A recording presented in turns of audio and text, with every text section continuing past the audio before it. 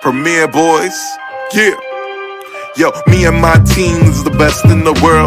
You and your team looking stressed in the world. Said me and my team is the best in the world. Then you and your team looking stressed in the world. Yo, me and my team getting arrested by curves. And you and your team getting arrested by the curb. Me my nigga, oh, he ain't do shit except the robbery, nigga. He gon' do 6. Come through, bitch styled up with new kicks. Payday flow ho, and I come with 2 chicks. Cause me and my team is the best in the world. Me and my team is the best in the world. Said me and my team is the best in the world. Best in the world, best in the world. Got a star on the sky, gentleman on the cup. And I know my team burns, we got sand in the cut. Ow. Premier Boyz.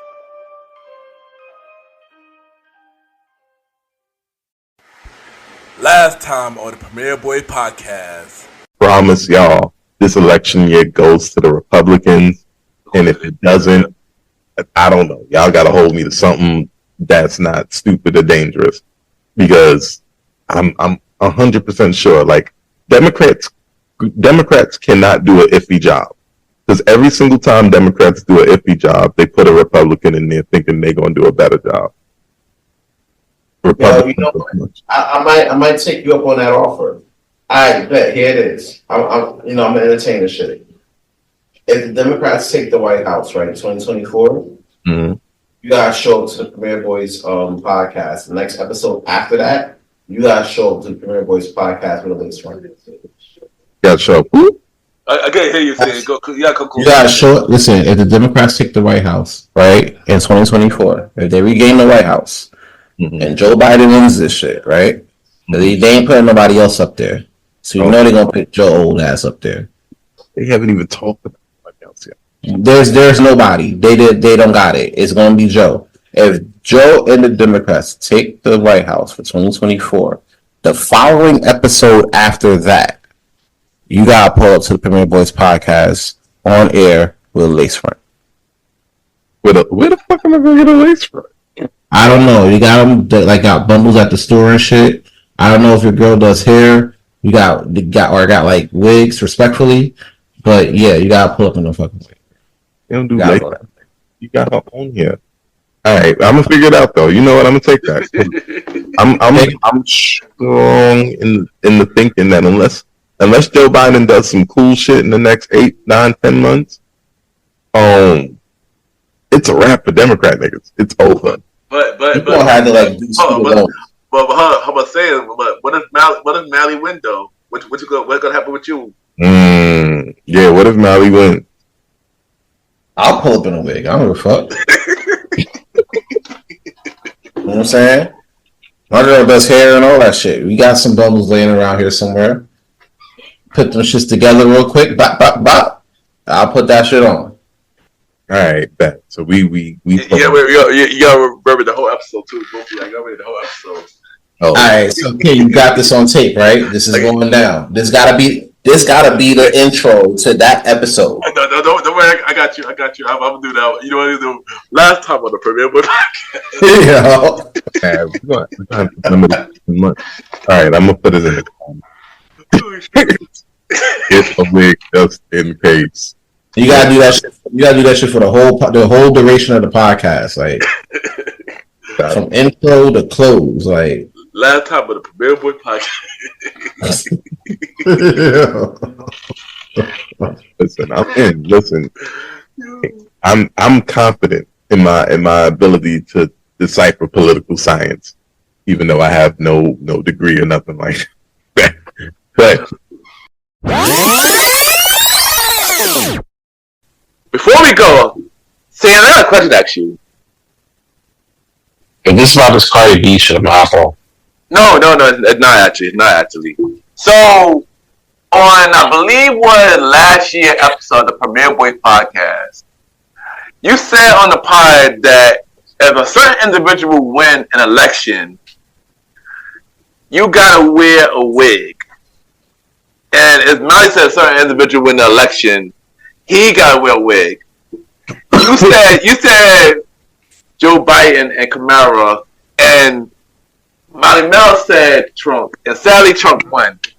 So on the next episode of the Premier Boyz podcast, the season 4 finale of the Premiere Boy podcast. Saying you gotta wear a wig on camera.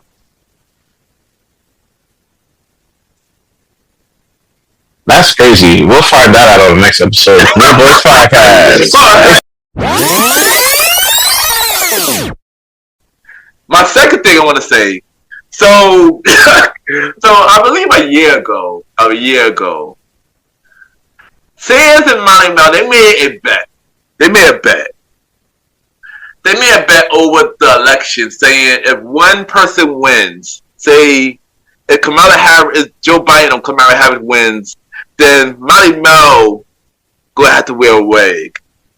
And then Molly said if Donald Trump wins, Sans gonna have to wear a wig. I wish Sans was here to bring up this bet, but he's not here. So sadly, I can't do nothing about that. But I will make sure of this, though. Sans will do this bet. Sans will do this bet live on the Premiere Boy podcast. And I'm going to say this here. Even when Sans listens to this, Sans going to have to listen to this, too. So I'm going to say this here. On the Season 5 premiere of the Premiere Boy podcast, which we will announce that later in the episode, Sans will wear that wig.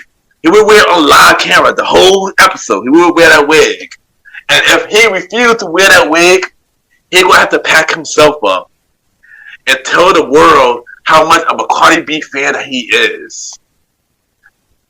So yeah, Sans, hope you're listening, Sans. Just for the record, I was definitely in on the wig thing because I told you guys what I told you guys, you know, deep political analysis and all that. The Cardi B thing, that's definitely that's definitely That's me.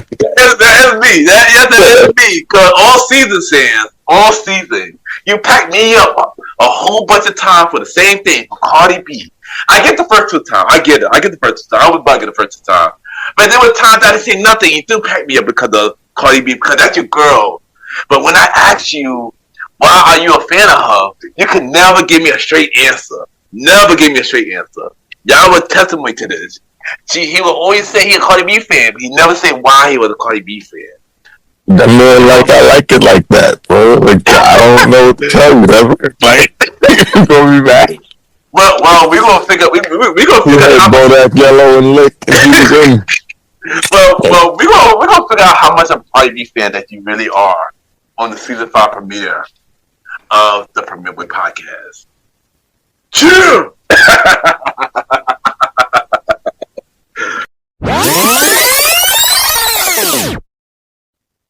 You are now listening to Mr. Gentleman Lifestyle Podcast Season 9. Chill. I want to be the pod, but before you go, Sans, you mentioned earlier about the bet for the Premiere Boy podcast about you and Mally made a bet on the show that if Trump wins, you gotta wear a wig, and if Kamala or Joe Biden wins, Mally gotta wear a wig. Trump won, Sally, and you have to wear a wig on the season premiere episode of the Premiere Boy podcast. So, but here's the thing, though, Sans, and I want you to agree. I want you to think about it hard. I want you to think about this hard, because if you don't do it, you will have some punishment. You will have some punishment. Yes. You have some punishment. I will mention the punishment right now. First punishment. If you don't do it, you got 3 punishments to choose from. You don't do it. 3 punishments. The first punishment is that you will have to pack yourself up for 10 minutes. For 10 minutes. Or why you didn't want to wear the wig. No, that's crazy. Hold on. That's not the only option. That's punishment number 1. Punishment number 2. You have to admit that Cardi B is your favorite artist to the whole world. If you don't do this punishment, or you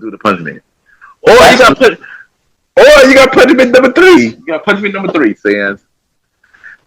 You will be suspended for first half of season 5. If you don't do this, I want you to think about this. Hold on. I want you to think about this. I want you to think about this before you answer. Yes, I want you to think about. Hello, everybody. Welcome to the new season of the Premier Boys Podcast. This is your boy Ken, aka Mr. Gentleman. You already know what it is. It's your man Aaron Sands, and we are back out here again. Season 5. Five-time for the mighty Premier Boys. Welcome to the season premiere. You already know what it's going to be. I got a lot of shit to get off my sternum, so let's get to it. This is your boy, the star Roddy Rod, and here we are. We're back on this episode of Premier Boys Podcast. Let's get it. Ken, I need you to help me out a little bit. Been a while. Long live the Chief! Long live the Chief. They call me Malimal, and we are back. Not one, not two, not three, but all four of us. 4 letters, one word. Let's get it. And there you go, yo. Welcome to the Premier Boy Podcast Season 5 premiere of the Premier Boy Podcast. And yes, you heard it here. We all are back. We all are back like the Smash Brothers trailer. All of us is back. All 4 of us is back. We back, baby. Yeah, and honestly, it haven't been all 4 of us since episode 67. We are now at episode 80. That's a long time for all 4 of us to not be here together, son. Like, for real.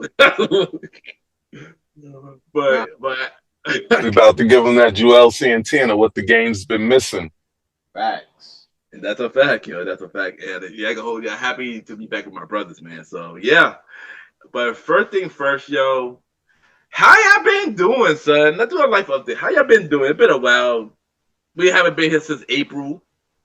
Some maybe longer than that. So yeah, how y'all been doing, yo? How y'all been doing?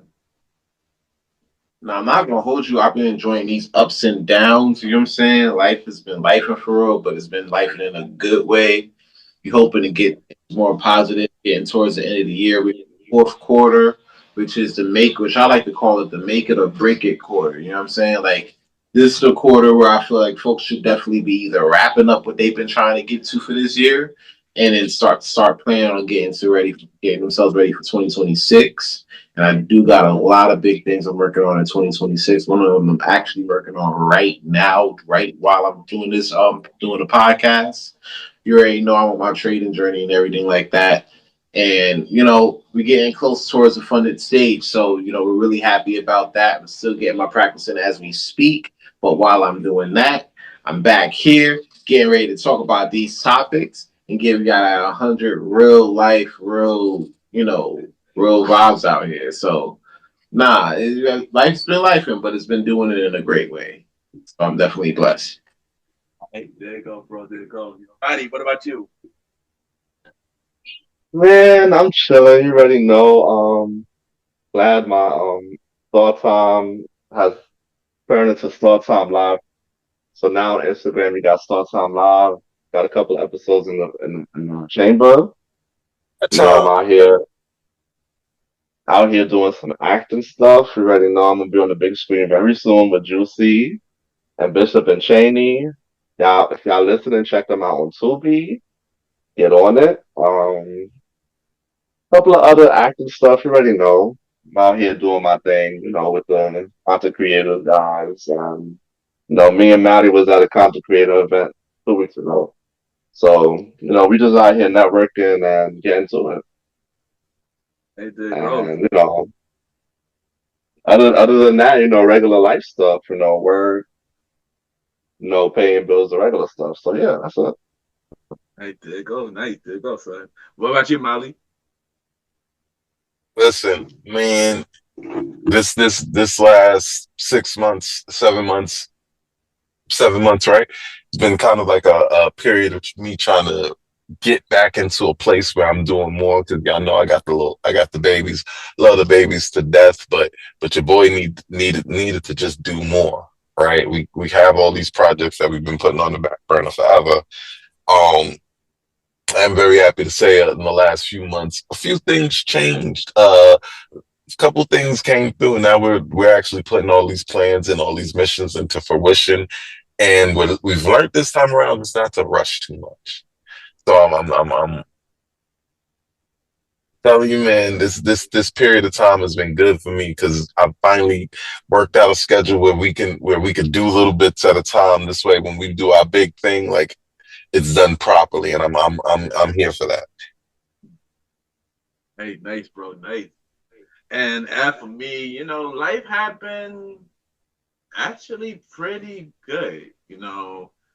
I would say, like, for lack of years, things been a roller coaster, but I could officially say that I finally off that roller coaster. Like everything actually going as planned, and everything is going on a good path. Finance wise, brand wise, business wise, education wise. Only thing that's been trash is the dating scene. but other than Second that, out. but other than that, everything been great, and I thank God for everything I've been praying for has been coming true, and it's only pretty much up here. I look forward to the year 2026 for even more bigger things. This year is just like the start, like the act, like it's the emotion, but next year I think really be emotion. So yeah, I'm happy and blessed for everything that's been happening. So yeah, and yeah, I'm in a good place right now, and working Good on to being see a it. better Good to place. hear. Yeah, but yeah, y'all. Everything been good. So, but before we start some things, I want to get this out the way because this thing been pondering for the last 2 seasons, and I think it's time that we figure out, saying, what the fuck are your decisions, son? Whoa! What's going on? What's going on It was here? intense. I thought we couldn't curse, bro. Yeah, like wait a minute, language, sir. Like, what? No, we gotta go with your decisions, man. What you mean by decision? Like, what we talking about? Can you at least elaborate for the viewers? Like, what the decision? I'm about to get to that right now. As y'all know, Sam and Mally, they made a bet like a couple of years about it's a certain individual win the election, they gotta wear a wig, and another individual win the election, they gotta wear a wig. Sally, Mr. Not My Predator Trump won the election. That's your fault. And says agreed to say that if he lost, he would wear a wig. And says, you have a video. Yeah, we got it on tape. You literally said on tape that, yo, I had this on tape. And you have nothing. You said it, said. It's recorded. And recorded for the people, man. And Sam went on my show recently, Mr. Gentleman like the podcast. We had a great conversation. It was fun. Shout out to Sans. Sans made a record breaking when his episode Mr. Gentleman like the podcast went to #1, which is the first time out of the team that been on #1. So shout out to you, Sans. You already know with Sans, you can land. You feel me? Like that's what it is. But What? That was your first number? All right, now I need to come back on. I'm the demo guy. We talked about this. Yes, You didn't know I could do that, huh? Sam better show the. You don't have that one up the sleeve. Like.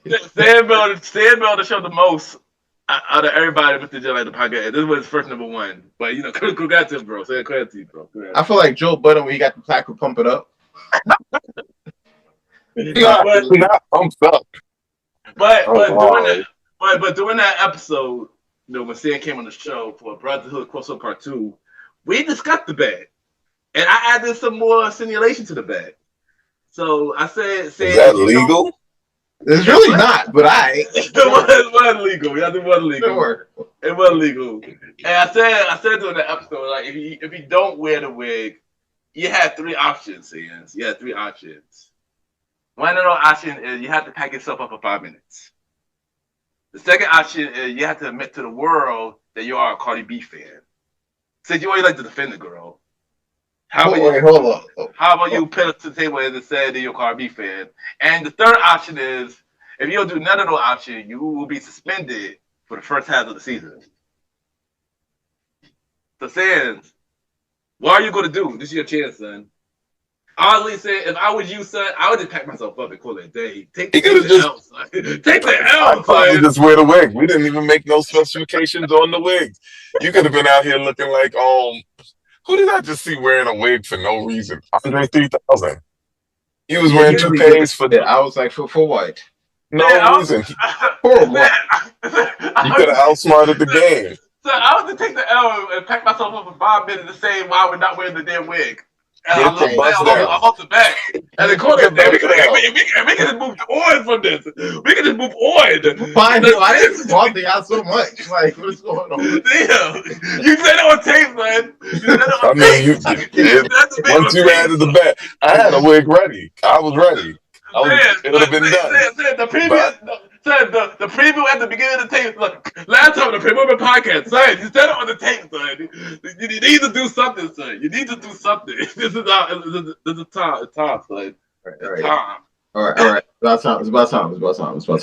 Here's the deal, right? All right. I'm gonna speed run through this whole shit real quick, right? All right, boom.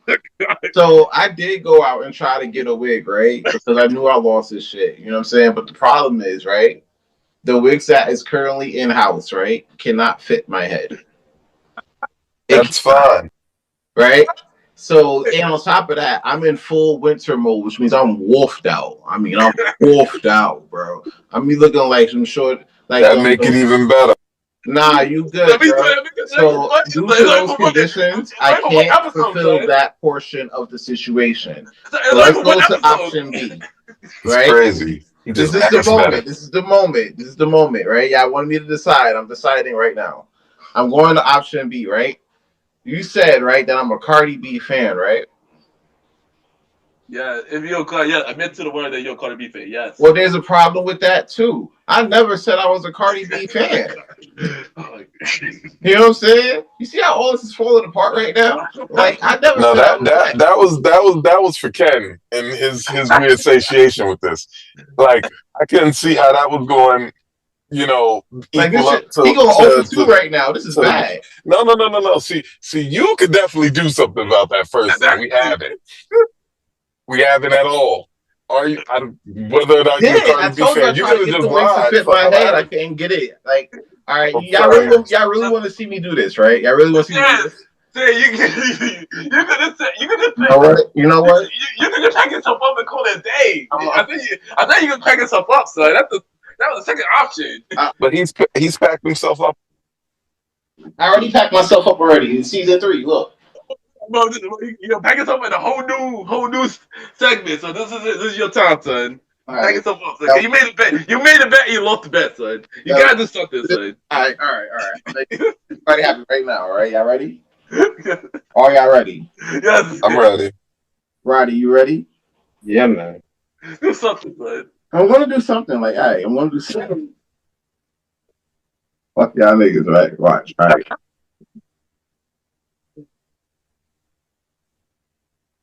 And that's it. There you go. You have to do my whole episode, son. No. You have to do my whole episode, son. There you go. You agreed to that. You said it on the tape. You have to do my whole episode. I will wear the wig for the episode. I didn't say I had to have the cam on. Put the cam on, Sam. You said it for all episodes. You said on tape. You said on tape, man. This is your fault, son. This is your fault. This is your fault. It's not my fault. You made the bet. Man, you made the bet, though. It is on that part. Like, you made the bet, man. I told you why I thought he was going to win. You know what? Listen, I'd rather beat it. You know, this could be worse, right? I could end up like Charlie Kirk, right? All right, come on. Let's do this. We are starting off hot. We're going to get kicked off the air again. There we go. Oh, yeah. My boy don't renege on his bets. Oh, He looked like this shorty I seen at the spot Tuesday. Go ahead. Come on. Go ahead. It was the Bronx. I'm gonna call it your name today, man. Ashanti Shields. Not Ashanti saying, yo, no. My boy Ashanti the Adonis. Okay, good night. So that's the best I got. Come on. Oh no. We're not giving it all to you at once. Pause. We got we're gonna let this all one rock out through the show. That boy got the 20-inch bust down for everybody that's gonna be watching this, listening to this. He has the 20-inch bust down. He does not renege on these bets. He looks crazy. Until that shorty I seen at the spot, he really do look like you a little bit. That's crazy. I think that's a you thing, shorty. First thing, Joe, congrats to you for doing the best, son. Oh man, that was both my boy. I would not talk about this no more. Congrats to you, son. That was both, man. Now, serious. Anybody got back up this week? Oh yeah. Sure. I got people in mind. I got about 3, really 2. You know what I'm saying? Roddy been cool. You know what I'm saying? Of course. Well, I gotta get packed up. I trusted a prophet. Random Roddy off on Rockaway, bro. That's crazy. No, that's why I work. Of course, it's me again. That's what we talk about. Me again. Of course it is. Up to Rockaway. Nah, but all right. But in all seriousness, right? You know who I gotta pack up for real? Oh shoot. This is serious. You know I gotta pack up. I've been watching this shit, right? I know we're gonna get tied up into the main event, right? And I know it's about later and everything like that. But everything that been going on right now, you knew who really got to get it the most? Black conservatives. Yo, Do tell. I don't know if I agree with you, but I want to hear what you gotta say. Did your time say pack it up, son? Did your time, son? all I've been seeing, bro, on Twitter X, YouTube, is these like, and fuck it, this is a Premier Boyz podcast, so we back at it. All I see is these coons, bro. Fucking trash panda ass niggas, bro. Just sitting there crying. They were over here crying over dudes not assassinated. Man's got murked, bro. Man's got clipped. Charlie got clipped, bro. So basically, in short, Charlie Kirk was out here. He ended up getting quote unquote assassinated. You know what I'm saying? And I'm not happy that he did. You know what I'm saying? Like, I'm not happy about it or whatever. But he was really talking down about people in our community for real. You know what I'm saying? Like, that's like a real thing. And for me personally, you can't talk. For me personally, you can't really like sit there and beat down our community, especially if you're on some like racial shit. You know what I'm saying? Like, you can't really do that. And I always feel like Karma always have this weird way of, you know what I'm saying, going crazy. And for him, he personally said like he didn't really believe in gun violence. Like, people die from gun violence is just to think we actually should have more people die from it, which is coincidental because he was one of those, right? No, he specifically said, what did he say? He said the Second Amendment is worth a few people dying for, and that he would be willing to die via gun violence if it meant upholding the Second Amendment. So he's cool with how he went out. All right, cool. Real quick, what's a good food to eat in Utah? I'm not doing this with you. Nah, that's good food to eat in Utah. I don't even know that. All right, I got you. Oyster? What do they eat in Utah? That's a real seasonless place. Like, well, no, they got this good like dairy shop, which is good because that's where that nigga dying at. So anyway, right? Oh damn, son. Oh damn, we get canceled. So anyway, right? I had to get that one out. Nah, but a lot of like black conservatives is really like going down boo-hooing, crying for this dude, bro. And I'm like, and then they're really like going hard about this shit. And I'm like, bro, why? Like, I understand like you were leaning on that side or whatever like that, right? But you crying over somebody that, one, didn't care about your race, two, didn't care about your existence. You know what I'm saying? Like, at what point are like, and I mean, granted, like, there's a lot of people that in our community that may lean Republican and everything like that, which is perfectly fine. But at the same time, you don't gotta bash our people on the way out. You know what I'm saying? It's kind of equivalent to like when folks date out and shit, like passport bros, like they go go to like different countries, like they fuck with the women in the country, but then they down black women on the way out to do it. Like, I don't respect that shit, bro. Like, I can't. And that's the same thing here. Like, granted, you want to lean Republican on certain views, that's great.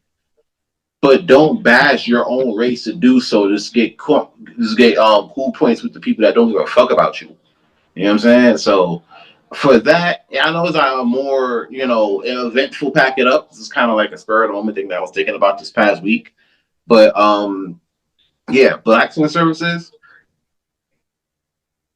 Yeah, pack that shit up. I wasn't even really prepared for this shit. This shit got me hot, so I'm taking this shit off now. But put that thing back on, son. Hey, I'm taking a fuck. It looked like a helmet. I love it. Oh nah, bro, it's hot as shit underneath here. I don't know how ladies do it, man. It's hot as a bitch. And I got hair on my head. I told you I'm wolfed out, so it's like it's kind of. Yeah, fuck these black conservatives, bro. I mean, granted, you have your own thinking or opinion, that's fine, but don't downplay our race to do it. It just makes you look crazy and goofy as fuck. Because none of y'all niggas got invited to the funeral or to the celebration or anything White House related, bro. They still look at you crazy. And then now we look at you crazy because we know you on bullshit. So you really don't got a home now. You know what I'm saying? So, yeah, keep it up. You know what I'm saying? It's a long 4 years we got. Oh, yeah, oh boy, yeah. Yep. Yeah, and that is Sands. This week, pack it up. AKA Ashanti fans. Pack it up. Fuck you, son. Right. Anybody you don't like do like this week? Huh? Anybody you like or don't like this week, Roddy?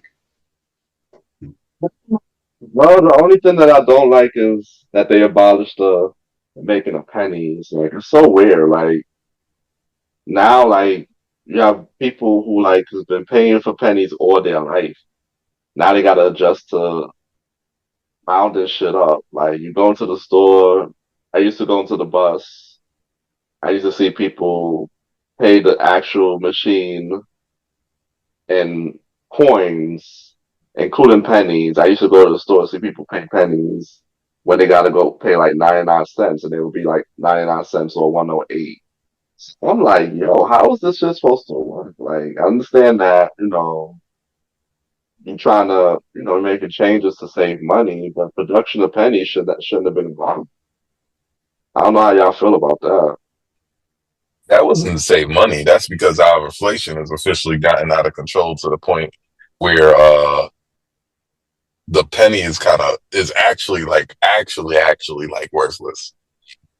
It really costs like 1 penny. It costs 4 pennies to make 1 penny. Right. Right. So at that point, like, why are we paying 4 times more to make this thing that our grandmothers keep in these water coolers and shit? You feel me? Or in them little cookie cans that don't have never.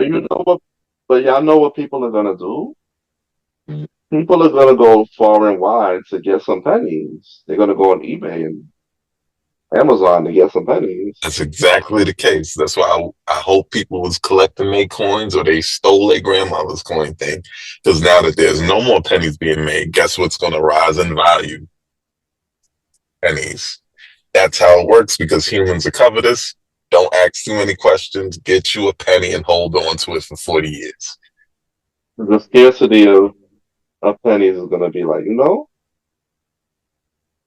Promise you, in 40 years, you're gonna show somebody a penny, they're gonna be like, wow! They ain't gonna be out of their mind. Right now, try to show a millennial VC videotape or a tape recorder. They ain't gonna know what that is. Or a DVD player.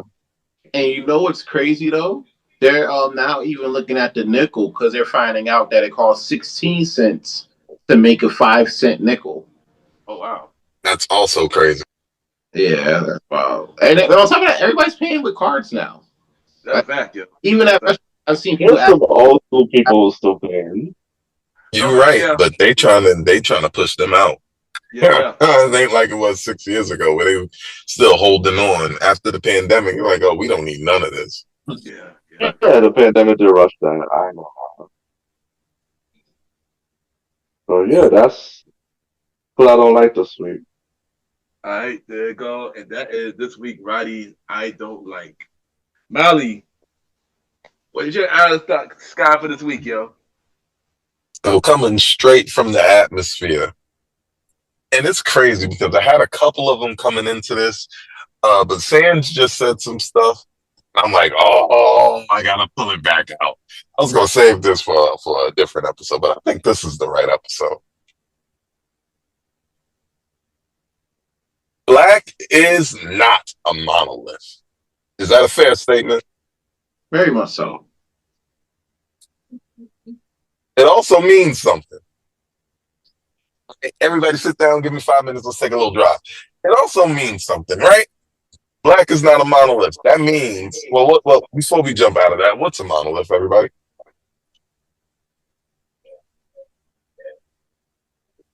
Well, a monolith, for me personally, a monolith means where everybody, like, where it's one of the same for the most part. Right, exactly. Don't worry. No trick questions today. We're talking about one is the same, monolithic, singular, upright, large, impersonal, political, corporate, or social structure regarded as intractably indivisible in uniform, right? But Black people are not a monolith, which means we are not.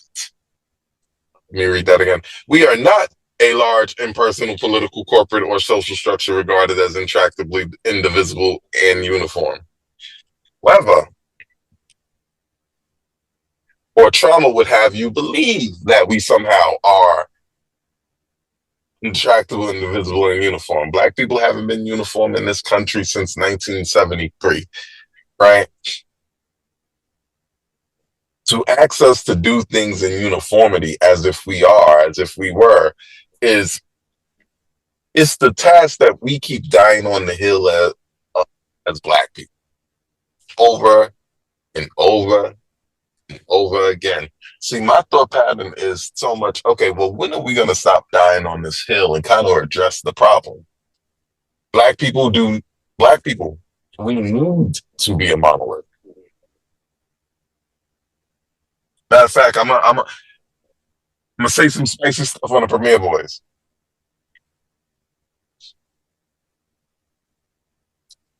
We need to be a monolith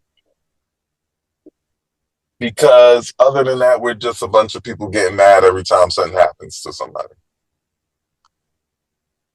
Did y'all ever ask yourself why Huey Freeman retired? Why Huey Freeman retired? Yes. I felt like he retired because no matter what he was aiming to do, like, you know what I'm saying, like, we were still going to be on that same boat. We were still going to do like a lot of things that were perceived as like shiftless for the most part. And he's seen that like those ideologies even got as high as up to the White House. So like no matter how hard you were going to keep fighting against it, the system was going to be what the system was. So for him, it was like, yo, you know what? Throw my hands up. Correct. But what system made him throw his hands up? I mean, obviously, as a kid, he's fighting against the government, you know, as much as you can fight against the government as a 9-year-old. Well, what system made him throw his hands up? Us, as a whole. Somehow, as Black people, the only things that get glorified to or towards us that we do as a group is Ebonics. Mm-hmm. We don't have morals as a group. We don't have social code as a group. We don't have political unity. We think we have political unity. We don't have political unity. Right? If you think we have political unity, go ask the Black LGBT what they think about the non-LGBT Blacks. To see who they sit with. Let's talk about it. It's the religious Blacks, the conservative Blacks, who they sit with versus who the liberal Blacks sit with. Ain't even no room for centrist Black. You either gotta pick a side or you Willie Lynch.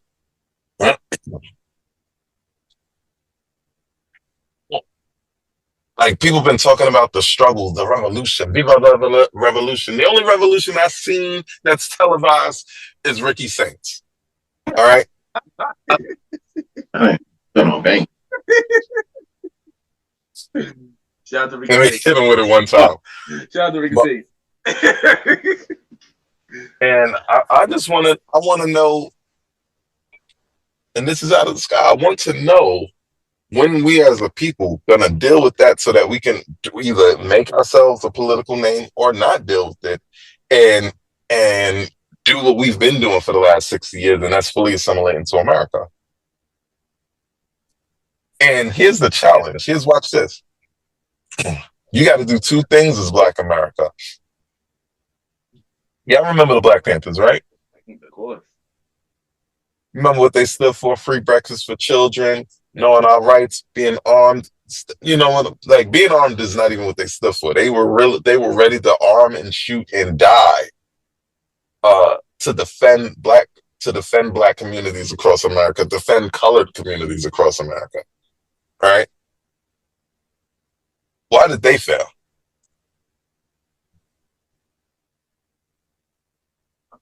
I would say like CIA involvement, and also a lot of infighting as well. There you go. Because the CIA was definitely there. The FBI was on them. They were making sure that the cops were doing hit jobs. Shout out to Fred Hampton. Rest in peace to Fred Hampton. They were doing literal hit jobs. But we knew they would do all that because they were already doing it. The FBI was literally opened in the 30s to look after us. So we already knew they were doing that. The main problem, the biggest issue, why we failed, why we lost, there was no planning beyond we want to do stuff. People were looking at the upper crust, the Black Panthers, not the upper crust, but the Black Panthers, the people who are on the face of things to do everything. Why? Half of them were too scared because everybody gets killed. Half of them were disillusioned. The other half was immigrants who thought we were lazy. Not my boy combing the wig. That's crazy. My boy's a trooper. So there's no planning, there's no balance, and then we added drugs. Boy got the bust down. Then we added drugs. Yo, get it out the sky, bro. Come on. I'm trying to.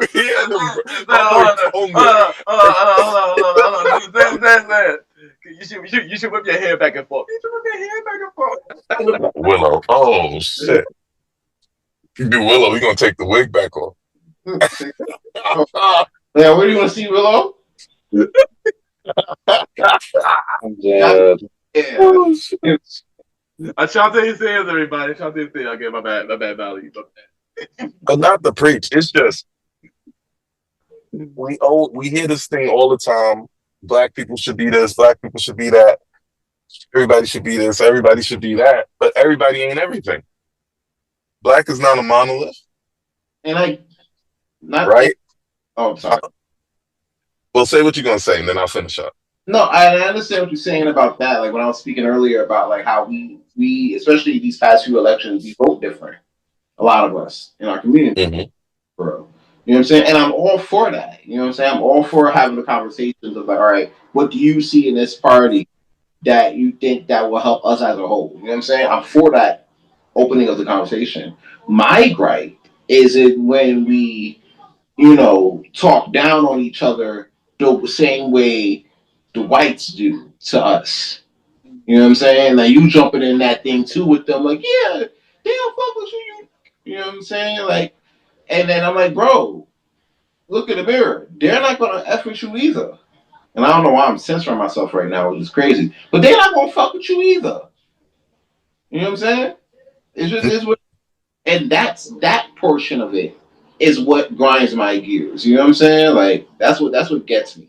We can have differential of this of different ideology of party and state, and that's fine. But don't trash our people on the way out because we're all we got. That's definitely cool, and I'm down with that. But there's my thesis again. We keep. I want to bring it. I want to bring it to the macro level, right? Because that definitely happens, right? But we've seen the Uncle Toms all day. We're not even gonna call them black conservatives. We're gonna call them Uncle Toms, Auntie Candaces, right? But which I get. My main conversation though is like, okay, well, what team are we on? Actually, who like And forget political team. Like black people don't understand that we could get together and literally just be our own political party again. Yeah. Oh, again, we was getting people elected. Yeah. In eras where they were killing black people randomly, we were still getting people elected. We understand that. But it requires that unity. And people think that the gas was the drugs and the prisons and the Claudines and all the other stuff that they did in the 80s. No, the real gas is now where we're so separated, but we think we're together. Like the only thing that really bonds black people now is skin. We used to be bonded by political natures. We used to be bonded by jobs, community. We used to be bonded by family. We used to be bonded by, well, having to keep each other alive because we knew they was coming for us, right? Mm-hmm. Nowadays, we're not even bonded by that. But every time the hot Democratic ticket come out, we still jumping on dick. We are doing tricks on it. Yeah, we don't even believe the whole thing as a unit. Years ago, after I learned that I could predict these things, I refused to jump on dick for any political party. We are not dick riding Obama, right? We're not dick riding nobody. I just need to know what black people are going to do because black people who are not a monolith, if you want to be a monolith, there's rules, there's regulations, and there's work to be done. A lot of it. We have nothing. With our schools, with our, we have opinions. We made cultures that we immediately got co-opted. Right? And when we kicked up enough dust, they shot people. When do we come together and decide where we're going? If we are together. Because now we got even 3 different groups. Caribbean, African, and foundational Black American, if we're going to call it that. And then there's some Moors people up in there too, but they sovereign citizens, so I don't count them. Yeah.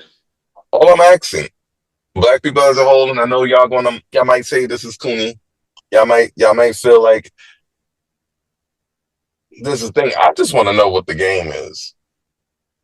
I'm cool with being black. I'm not cool with hating everything good because a white person said it. I'm not cool with us not truly understanding the economy before we open our mouths and jump on public platforms and speak. I'm talking to like the biggest. I've listened to the Breakfast Club. These guys talking to 13 million black people a day, not having enough facts to have a coherent conversation about economy, yet talking about it. And then one of they dudes get caught up in some type of scamming situation with the houses. Well, yeah, but he was getting scammed too at the end of the day. Oh, okay. He was out here mixing the records and mixing people's money up there. Mm-hmm. He got big scammed. That dude attached himself to the biggest name, and my boy almost went down. He flipped on him though. He made sure he didn't go down. He was like, "That wasn't me. I'm just trying to pleasure my wife, and that's it."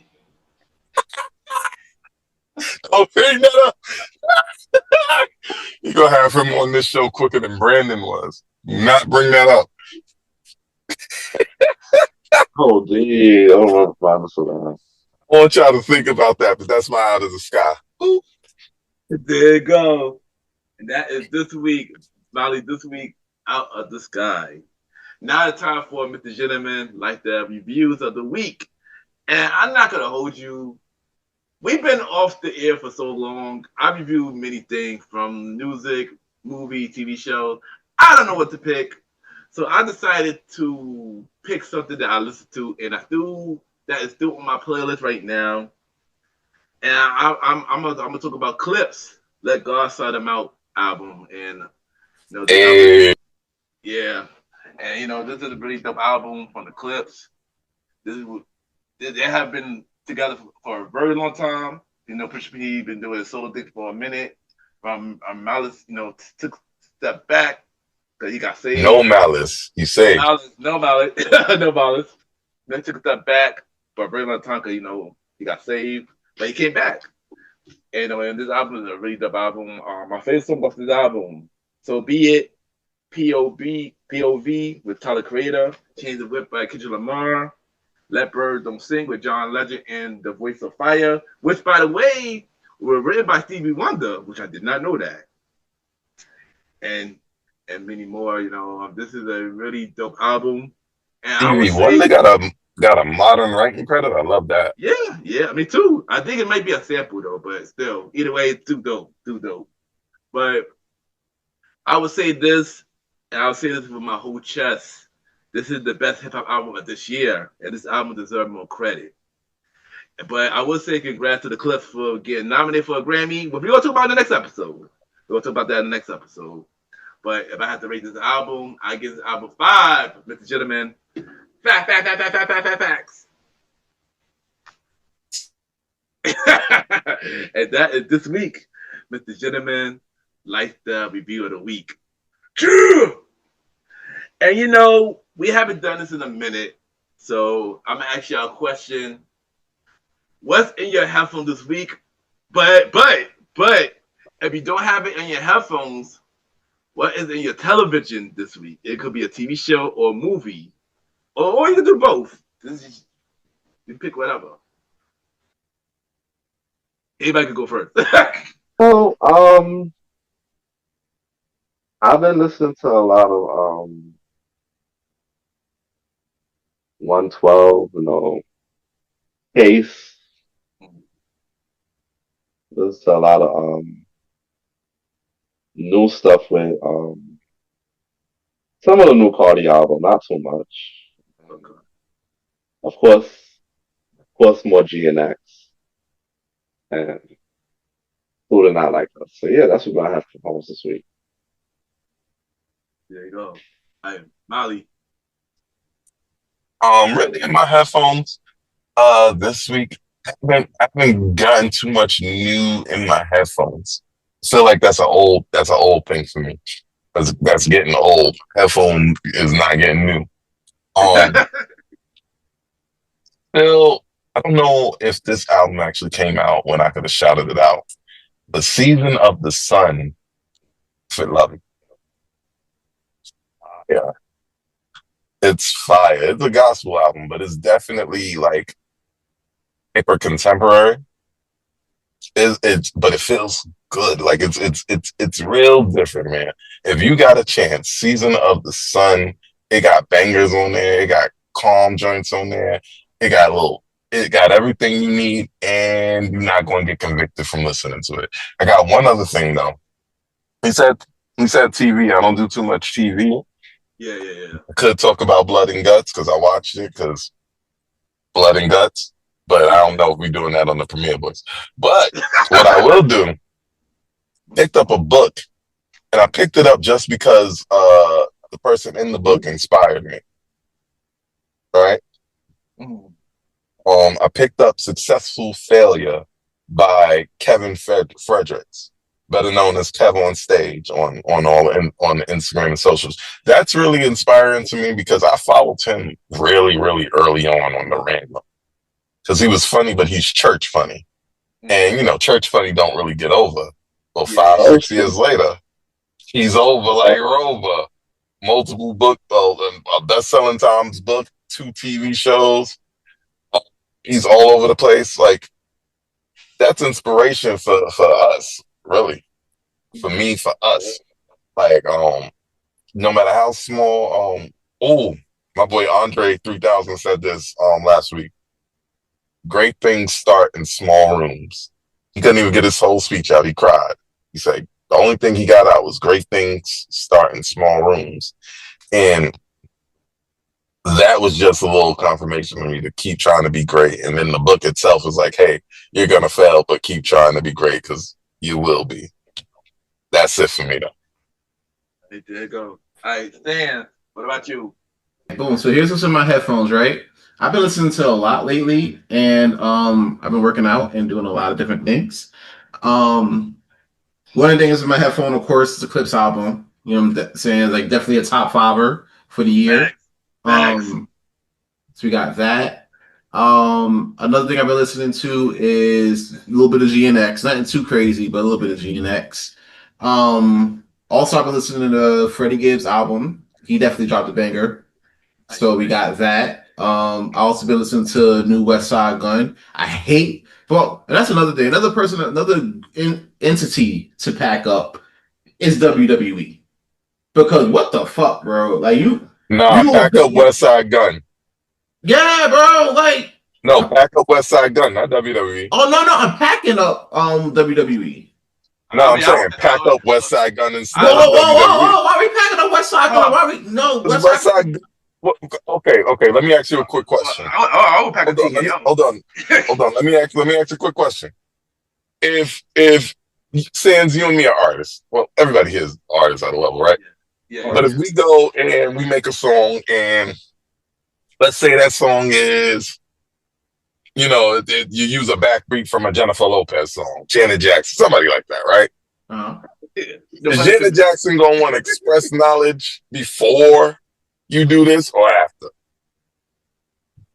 They gonna want it before, granted, but still, we giving homage to something that we love. Now, you know what I'm saying? This is the second reason why you got to pack up West Side. Exactly what you're about to say. He's paying homage to people who are persona non grata in the fucking company. Ted DiBiase. When is Virgil persona non grata? When he first of all, he been in persona non grata for damn near 20 years after he flipped on Vince the first time. He did flip on him the first time. You're right. I forgot about and then as a wrestling behind the scenes personality, he carried himself in a way that made them look. I heard he was a little weirdo. I ain't gonna hold you. Yeah, he was. Shit, he was. Right. Now let's talk about the $1 Million Man. He's still in the middle of trying to undig himself from food stamp. Fraud. He was doing food stamp fraud. The $1 Million Man was doing food stamp fraud. That sounds mighty Republican to me. Son. That sounds mighty Republican to me. I'm just saying. It's extremely Republican. Like who else steals from food stamp? You know how that goes. Like, come on, but hold on. So all of that's still going on in West Side Gun. It's 3 billboards in Times Square with these niggas' faces on it.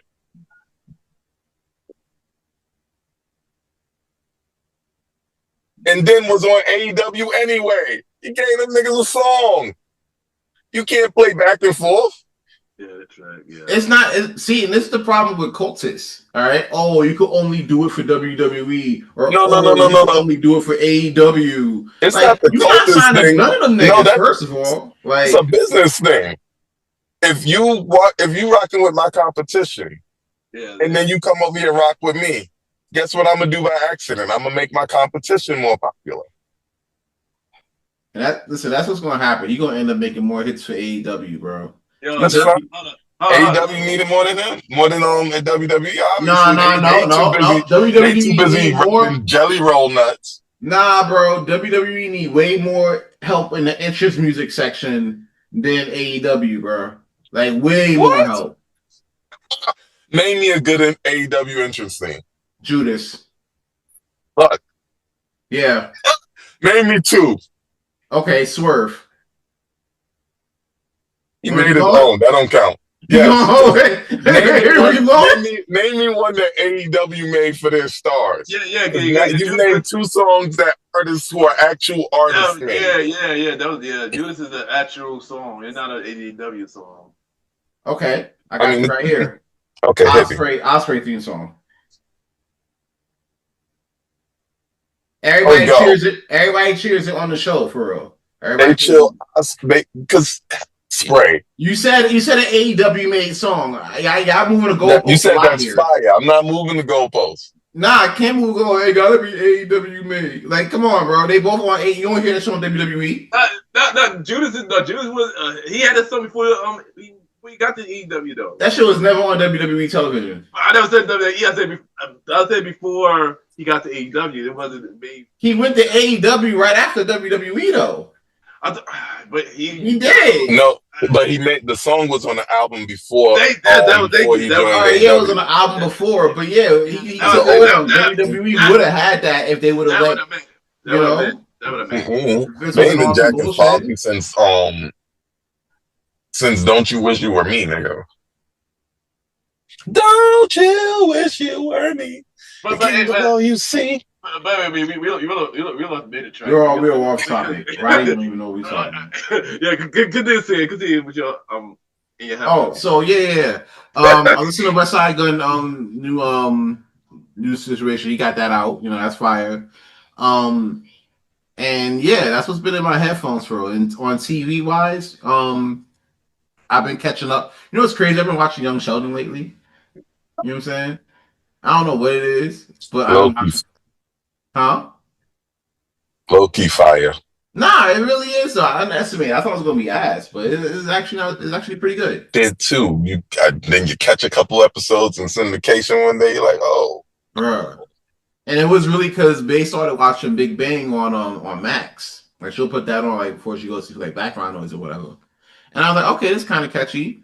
And then the series ended, and then with the Young Sheldon, I caught that from the beginning, and I was like, oh, okay, this is something. So I've been watching that, but yeah. That's what's been in my headphones, and that's what's been on my screen. You feel me? So that's where we at. I did go. For me, I've been listening to some new albums. I listened to the new Miguel album that came out recently. You know, pretty cool. I listened to Daniel Caesar new album. Before I got on, we uncanceled Daniel Caesar. I believe so because the album was on the top 10 Billboard like last week. Yes, that's what's up. Shout out to talent, because woo, if we canceling people over what they talk about black women. I mean, he black too, so but yeah. Also, before I got on here, I would listen to Michael Jackson, of course. Now I listen to Dangerous, and I would listen to Unbreakable. With the People don't talk about Unbreakable enough. Nah, yeah. I go. It is fire.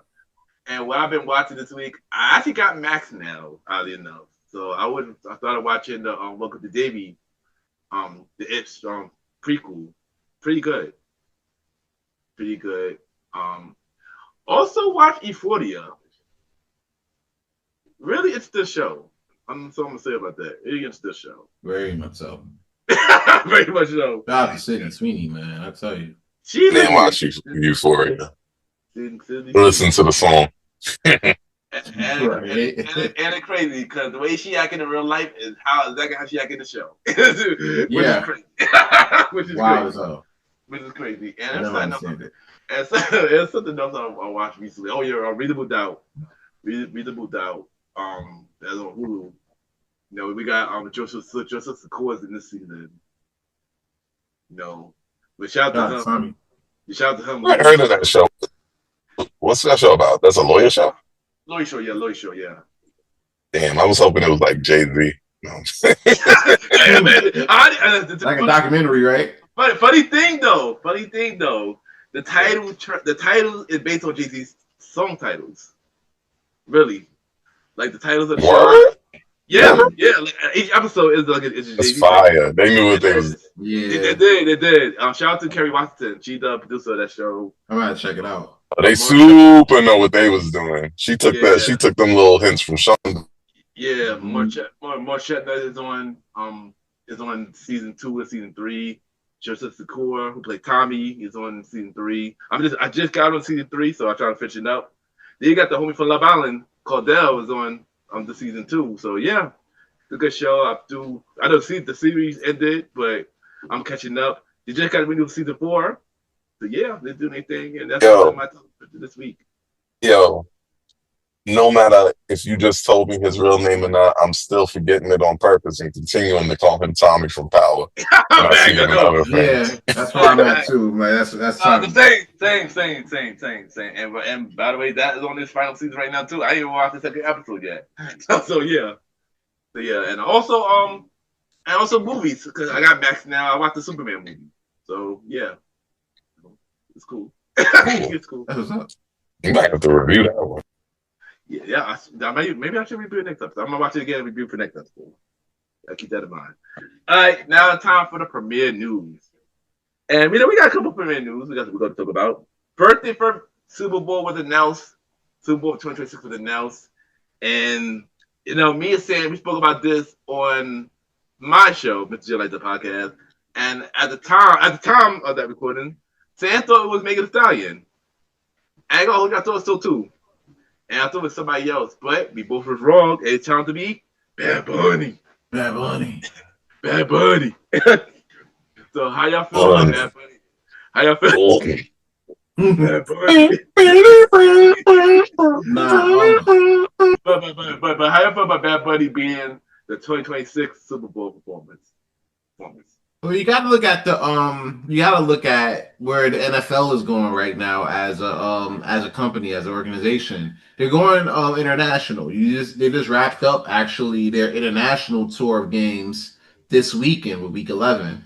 But outside of this tour, they've been around. They've been in Madrid. They've been in Spain. Madrid is in Spain. They've been in Italy. They've been in Barcelona. You know what I'm saying? Melbourne. I think they're going to Australia in 2026. So they're really dipping their hands in the whole international lane. And who's better to really kick off that era for the NFL than Bad Bunny? Bad Bunny, respectfully, sold more records than Drake. You know what I'm saying? Big truth. He up there with he neck and neck with Taylor Swift with it. That's really his equal at this present time. That's so fact. you know what I'm saying? So yeah, it's definitely going to be a big deal. Him doing the Super Bowl is definitely going to kick off the era for the NFL going international. You know what I'm saying? And you can thank the great Sean Carter, Hov for this one. You know what I'm saying? Rock Nation with it all day. They doing it, and you know what I'm saying, they're gonna continue to do the distribution. So that's just what it is. That's it. All right, hold on, Sam. I got a question to ask you, son. I got a question to ask you real quick. What's up? Yo, where Shanti says Mama house. I need my way. I give you a rest real quick. Y'all wanted Willow, so here it is. Y'all say y'all wanted Will Smith, so yeah. That's where we at. That's where we at. Roddy, how you feel about this? Bad Bunny as a Super Bowl 2026. Me personally, it's a big win for Puerto Rico. It's a big win for international artists. But I personally just I like the I don't know exactly what he's saying, but I like the beat, so it doesn't really interest me too much of the Super Bowl. That's just how I feel, A lot of people, they had a lot of positions, take them down and this and that. Of course, the Super Bowl's not standing down in their decision, they said.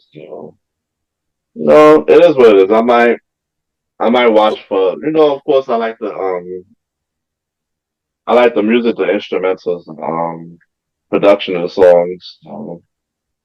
I'll probably be watching all this. I think you're a hater if you don't like Bad Bunny, like doing the Super Bowl, because you got to understand it. This man commands 100 million views, plays a month on Spotify alone. Everything he puts out is 100 million views plus. The Super Bowl is going to have plus 100 million views. It's meant to happen. We're going to get that Latin crowd in there. We're going to get them, show them some love. Football to football, you know how that go. We're going to have a good time. If you don't understand it, you're a hater or you just don't get business. But you're also still a hater because, okay, somebody you don't specifically like is doing the Super Bowl this year. Okay. It's always next year, nigga, I guess.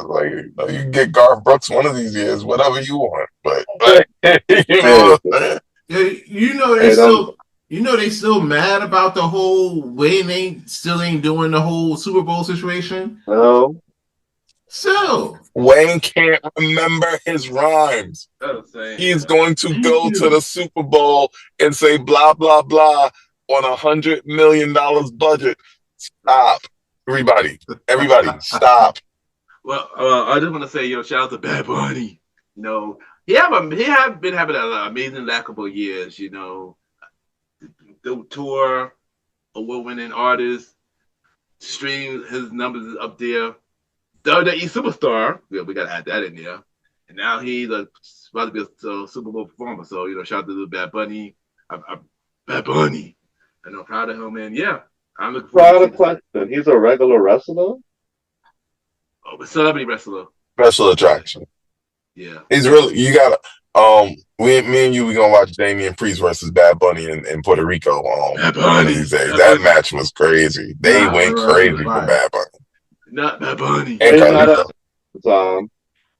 Nah, But he just up there every now and then, right? He right. every here and there, yeah. He killed it though. For a celebrity, he killed it though. So yeah, and I'm looking forward to see what he's gonna do for the Super Bowl. And yeah, this is a big thing. So yeah. All right, next we want to talk about, something dropped this week, that we spoke about last season, but they finally dropped the trailer recently, and they dropped the Michael trailer, which will be starring Jafar Jackson, which is Jermaine's son. We're also starring Nia Long at Catherine, Carmen Domingo at Joseph, Lawrence Tate at Barry Gordy, and many more. So my question, y'all, have y'all seen the trailer and what y'all think about it? And are y'all excited about the movie? I've seen the trailer at least 7 times. I kept hearing stories about how this was going to play out. You know what I'm saying? Seeing how people are going to view the movie and everything. And I always figure like, all right, maybe they're going to do it, maybe they not. You know what I'm saying? I found it weird that Jermaine's son is doing this. You know what I'm saying? Especially with the history they got. Super weird, right? Like it bugged me out. Like, wait, I really hope. Did you talk to your dad about this before? You was like, all right, let's get on camera real quick. Jermaine passed away. Ain't no talking to dad no more. Yeah. No, Kim, what are you gonna say? That's probably I'm gonna say Michael won the battle because them two were beefing back in the day, and Michael got Jermaine's son to play him. So yeah, that's why I work. Like, yeah, that's definitely a battle, and I ain't gonna hold you. Like that's kind of the thing. That was kind of weird, but when I seen everything play out, I'm watching the trailer. I'm seeing everything go down. I'm like, damn, like. This is looking really it's looking real presentable for real. You know what I'm saying? I know we didn't really have too much Jackson movies or documentaries like this since since American Dream. Positive Michael Jackson movie. Yeah, I think American Dream was the only positive one. American Dream was literally the only one. You know what I'm saying? Yeah. And there was so much that happened between then and now where it's like, shout out to Mr. Tima. Yo, shout out to Mr. Tima. Flex Alexander. Yeah, shout out to Mr. Tima. You feel me? Please don't talk about Flex, man. Please don't talk about Flex. Continue. So it was a whole thing, but we ever since then we had Flex out here, white facing Michael Jackson and shit. You feel me? But my thing about Flex was I get Flex is a fan of Michael. I get it. That's probably why he did it, but it was presented bad. Really bad. Horrendous. Yeah. Lifetime movie, horrendous. Yeah. And to be fair, it wasn't a VH1, but still, yeah, Lifetime, yeah, basically. So now we're seeing Michael in the light that honestly we all seen him in for real.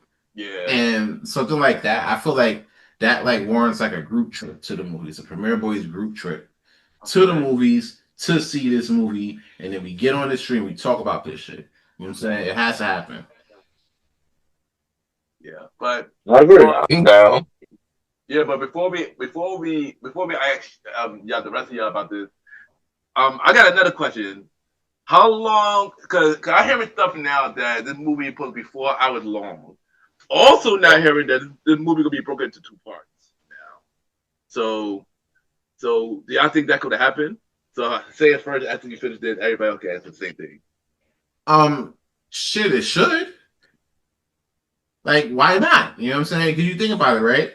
There's so many eras. You got 70s Michael Jackson, 80s Michael Jackson, 90s Michael Jackson, and 2000s Michael Jackson. Yeah. And each of those years, each of those decades, it's a lot to cover. It's a lot of ground to cover for real. Yeah. And there's so much so you can't put all of that. We'd be in the movies all day, honestly. We'd be here all day. 4 hours. Listen, 4 hours is fine. We saw Avatar and Avengers. We were prepared for this. No, we saw Avengers. You saw Avatar. I did not see Avengers. I didn't see neither Avatar. I didn't see So the Avatar. last Airbender, and that was a waste of an hour 35. No, I saw Avatar, and I sat through like 3.5 hours through that shit, and it was good. I couldn't get into Avatar, sadly. But that's the thing, like, and that's going to be the thing too. Is like, are you willing to sit through a Michael movie for 4 hours? Yes. Of course. Yes. Okay, so it shouldn't be a problem. If And not about me. even better. And not a problem to me. I'll do it. But I didn't say though that they already thinking about making it 2 parts, from what I heard. Because you know that the trailer, they only show it from childhood to bad. They didn't show nothing else after that. That's going to be interesting because I'm thinking they're going to lean towards bad and everything else. Yeah. On that second part. Yeah, second part gonna be pretty much most likely dangerous until he died. Mm-hmm. Yeah. In order to play Michael Jackson, we definitely have to put the music in there. So we might even get some Invincible. Maybe even some This Is It. Yeah. If I hear Heaven Can Wait in the movie theater, I'm gonna flip. After you got your answer on this, I got a question. Actually, a follow-up question. But Molly and Roddy, how y'all feel about this trailer that y'all saw so far? I mean, so far, so good. I'm everything saying said so far. It looks good. It looks clean. Jafar looks insanely like brown skin Michael Jackson. That's scary, actually. Yeah. Shoot. All we need is Mr. Tima back to play. Like a light skin Michael Jackson is crazy. He'll do his shit too. What are you doing? Right. He's growing back the fro right now. Ready. Remember Mr. Tima with Jermaine. Yep. He with Jermaine. Reprise that role. Be mad at. I need to see angry Mr. Tima in the '90s with the grease hair. My boy hair looked like a helmet. Boy, what was that? Nah, that shit look hot as fuck. That shit I don't know what convinced. It looked like a Scully. It looked like a Scully. Oh man, yo, Roddy, shoot. Roddy, what you think about the shit, bro? Roddy, what you think about the trailer, yo? I'm with it. Everything looks good. You know, they got the nephew playing. Feel like he's killing it from what I see so far. I don't know if it's gonna be 4 hours, but we'll see how it goes. I'm still trailer. I saw a trailer like just the answer 7. I saw more than 7. I saw like probably 10 to 15. Now I'm excited about the movie. You know, I've been wanting to see a real Michael Jackson movie for a long time, and I'm excited. The cast so far that I'm hearing, I look forward to it. The only person I'm curious about, because they had not announced her yet, is who playing Janet. If she even gonna be in the movie. They haven't mentioned Janet yet from the cast, but other than that, I'm looking forward to it, and I can't wait for it. April 24th, 2026. Yeah, we definitely should all go to watch it, yo. And the thing, I hope it like one time instead of we had to go like twice to go see it for 2 parts. But wait, see. Will we mind if it's 2 parts for real? Yeah, I mean, they didn't confirm they didn't confirm it yet, but I wouldn't be surprised if it is now because they didn't show anything past bad. So yeah, it's a trailer. They have to give you everything. I mean, of course, but you know, still, the only thing that showed like from childhood to bad. They didn't show nothing else from like past that at all. Not even no image of it. So. Oh no, they had the tracks for Thriller on the screen, didn't they? Yeah, I'm not saying anything past that. Nothing past that. Like they didn't show no Dangerous. They didn't show no Blood and Dance Floor. They didn't show no Invincible. That's what I'm saying. They didn't show nothing past that. I'm thinking it still might be in there. I mean, it might, but maybe they didn't film it yet. Maybe save it for part 2. That could be it too. That's what I'm saying. But also my question is that somebody put the video about this, and I want to ask y'all this: what songs instead of the obvious song will be featured in the movie? Like, what song that you think will be featured in the movie based on him childhood to bad so far?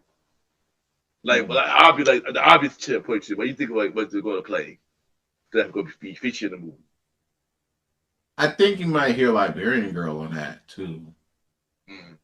That's a classic. I would want to hear that on there. That's just my personal opinion.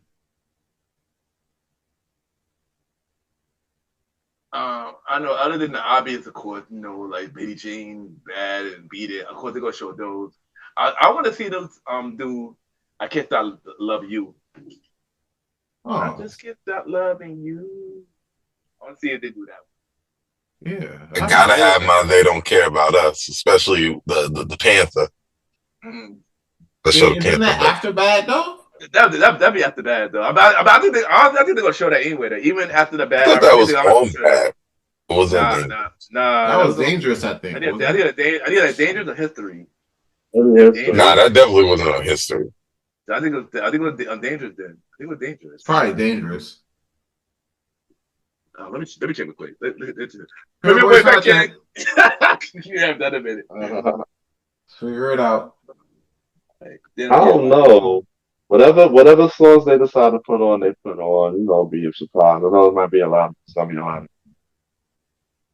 not gonna be a lot of Jackson 5 as well. I don't think it'll be a lot of Jackson 5. I think they are gonna play Jackson 5. I don't think it'll be a lot of it though. I think so. If you're talking about like childhood and stuff, then yeah, you kind of got to lead with that stuff, right? Yeah, I don't think it'll be OD. I don't think it'll be a lot though. Because remember the Someone's right. It was History. Oh, History. Okay. Oh, I don't get my Panther. but the two may show it. I think they are gonna show it. That's a big song. That's an important song. They are gonna show that. I know that's gonna be featured. Need my Panther.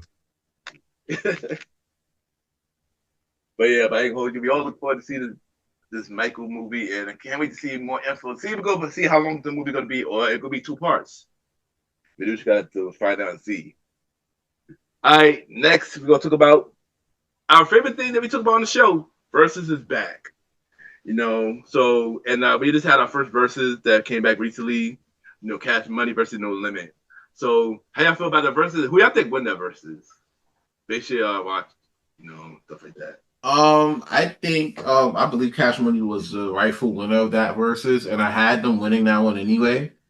For multitude of reasons. I mean, one, you gotta think about this too, right? I haven't seen Baby and Wayne on like good terms like that. And if they had Wayne on their side on that battle, then they probably would have won the battle, honestly. Because there's a lot of hits there that you could have used. And on top of that, Cash Money, I think Young Boy with Cash Money too. So what I'm saying? You could have used that, but it was a night of classics, and that probably wouldn't have hit as well. Cash Money came out ready to go, honestly. They really brought out what it meant to do verses for real. You know what I'm saying? Like I always tell you, it's not just about the playlist, it's about the placement. I think you meant No Limit. You meant No Limit. No Limit, yes, I'm sorry. No Limit. No Limit knew like their placement, and their fit. You know what I'm saying? Like, and there was a lot of weird energy coming from Baby that night. You know what I'm saying? So I'm like, bro, that is not how you present yourself. You know what I'm saying? You sound like a whole ass loser right now. So yeah, W definitely handily. That man just went through an immediate divorce. He hurting. Well, listen, then maybe you should have rescheduled or something, bro. You can't be coming with all your hurt, bleeding on people at the verses. Sure. I'll take that shit up with your lawyer. He needed to play a Tony Braxton song. And now you're acting like ain't got nothing for the ladies, so yeah. And now you're acting like you about to go on tour with New Edition and Boyz II Men. You just played it so baby. And you held the L in the verses, so yeah, it's just all bad. It's all bad. Old days. You know, I'm gonna go next. I'm gonna go next to this topic. I'm going next to this one. Originally, I did have Cash Money to win as well at first, but as I was watching, I was like, yeah, No Limit definitely won. They brought they were together. They had the hits and stuff like that. Hell, Stu Dogg even there. Like Stu Dogg even there. Like the girl who was on No Limit side. I don't really know her name, but she killed it that night. Yes, she killed it that night. Very much so. And even though I would never really a Matt the P and Don't fan, I gotta give him props for this verses though. He killed it. So yeah.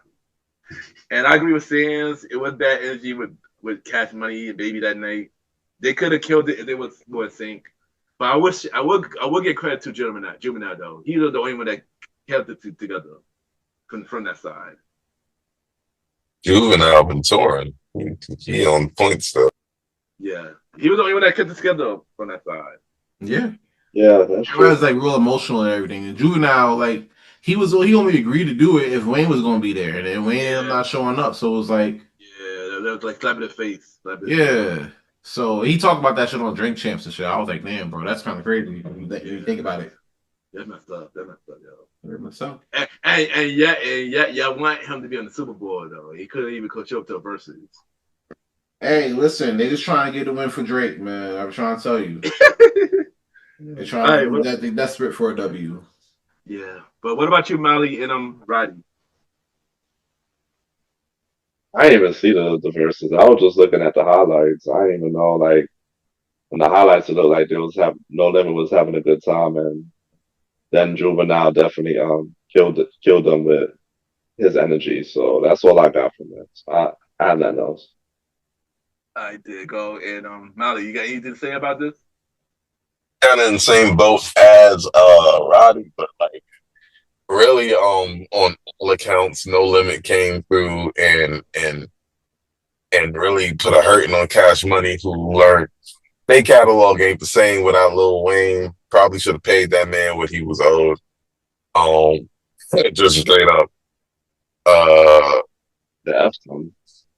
And listen, man, you can't get on the verses and then cut the verses short when you ran out of hits. Word. All right. You should have went into your big timers bag, maybe made a call to push a T. We gotta get a little what happened to that boy out there, you know, do whatever we gotta do. Yo, I heard they beefing with Pusha T and them, apparently. I didn't know that. I heard they beefing with two Clips. Yeah. I heard they beefing with Clips. Yeah. It came in there like the French trying to take America. We're fighting wars on two fronts. All you got was jewelry, man. Listen, he got hits. He got a bunch of y'all hits, but not all of them, man. Did they play Did they play Soul Motion? They did, yeah, they did.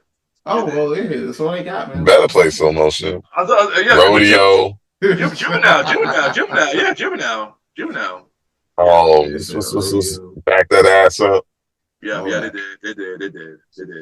And the verse was very short too, very short at that. Because they both, as a collective, they had a time. Yeah.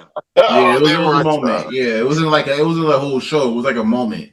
Yeah, right. Pretty much. But once we get into the C murder bag, we kind of you off. got out of jail and shit. They were like, all right, now y'all reaching.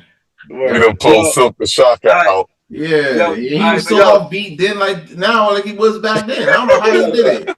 That's consistency. That's a fact, yo. Let's do it. But yo, you offbeat the same way you were 20 years ago. That's just good job. But yo, before we get to the main event topic, yo, give me your top 3 verses that y'all want to see in the future. Your top 3 verses y'all want to see in the future.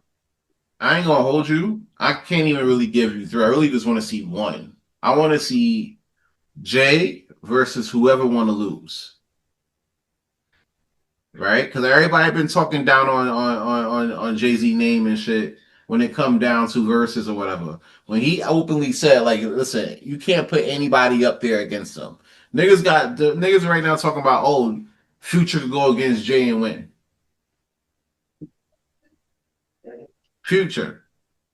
Then they were like, oh, well, yeah, Drake can do it. Drake can go up there and win. Knowing, like, I keep telling, this is what I'm telling y'all. Like, Drake fans really been trying to fish for a win for this nigga. You know what I'm saying? It's annoying now. It's getting crazy now. So, Drake could have won 3 years ago. Maybe. No. Now he could absolutely not win. Kanye murdered him. It wasn't even verses. Yeah, they were just trying to get Larry Hoover Drake? out. Larry. Yeah, He's They were out. trying to get Larry Hoover out. That's what that was. Guess who let him out? That's wild. We'll talk about him in the main event. But he didn't really let him out though. The states, he let him out of the feds. The states was like, nah, bring that ass here, boy. Now you gotta do our time. So he's still in. Like, Hey, listen. Do what he can do. That's wild. He did what he can do. Like, that's it. That's wild work. Like, yo, Molly and Roddy, what y'all got? Who y'all want to see in the future? 3 verses y'all want to see in the future, or maybe just 1.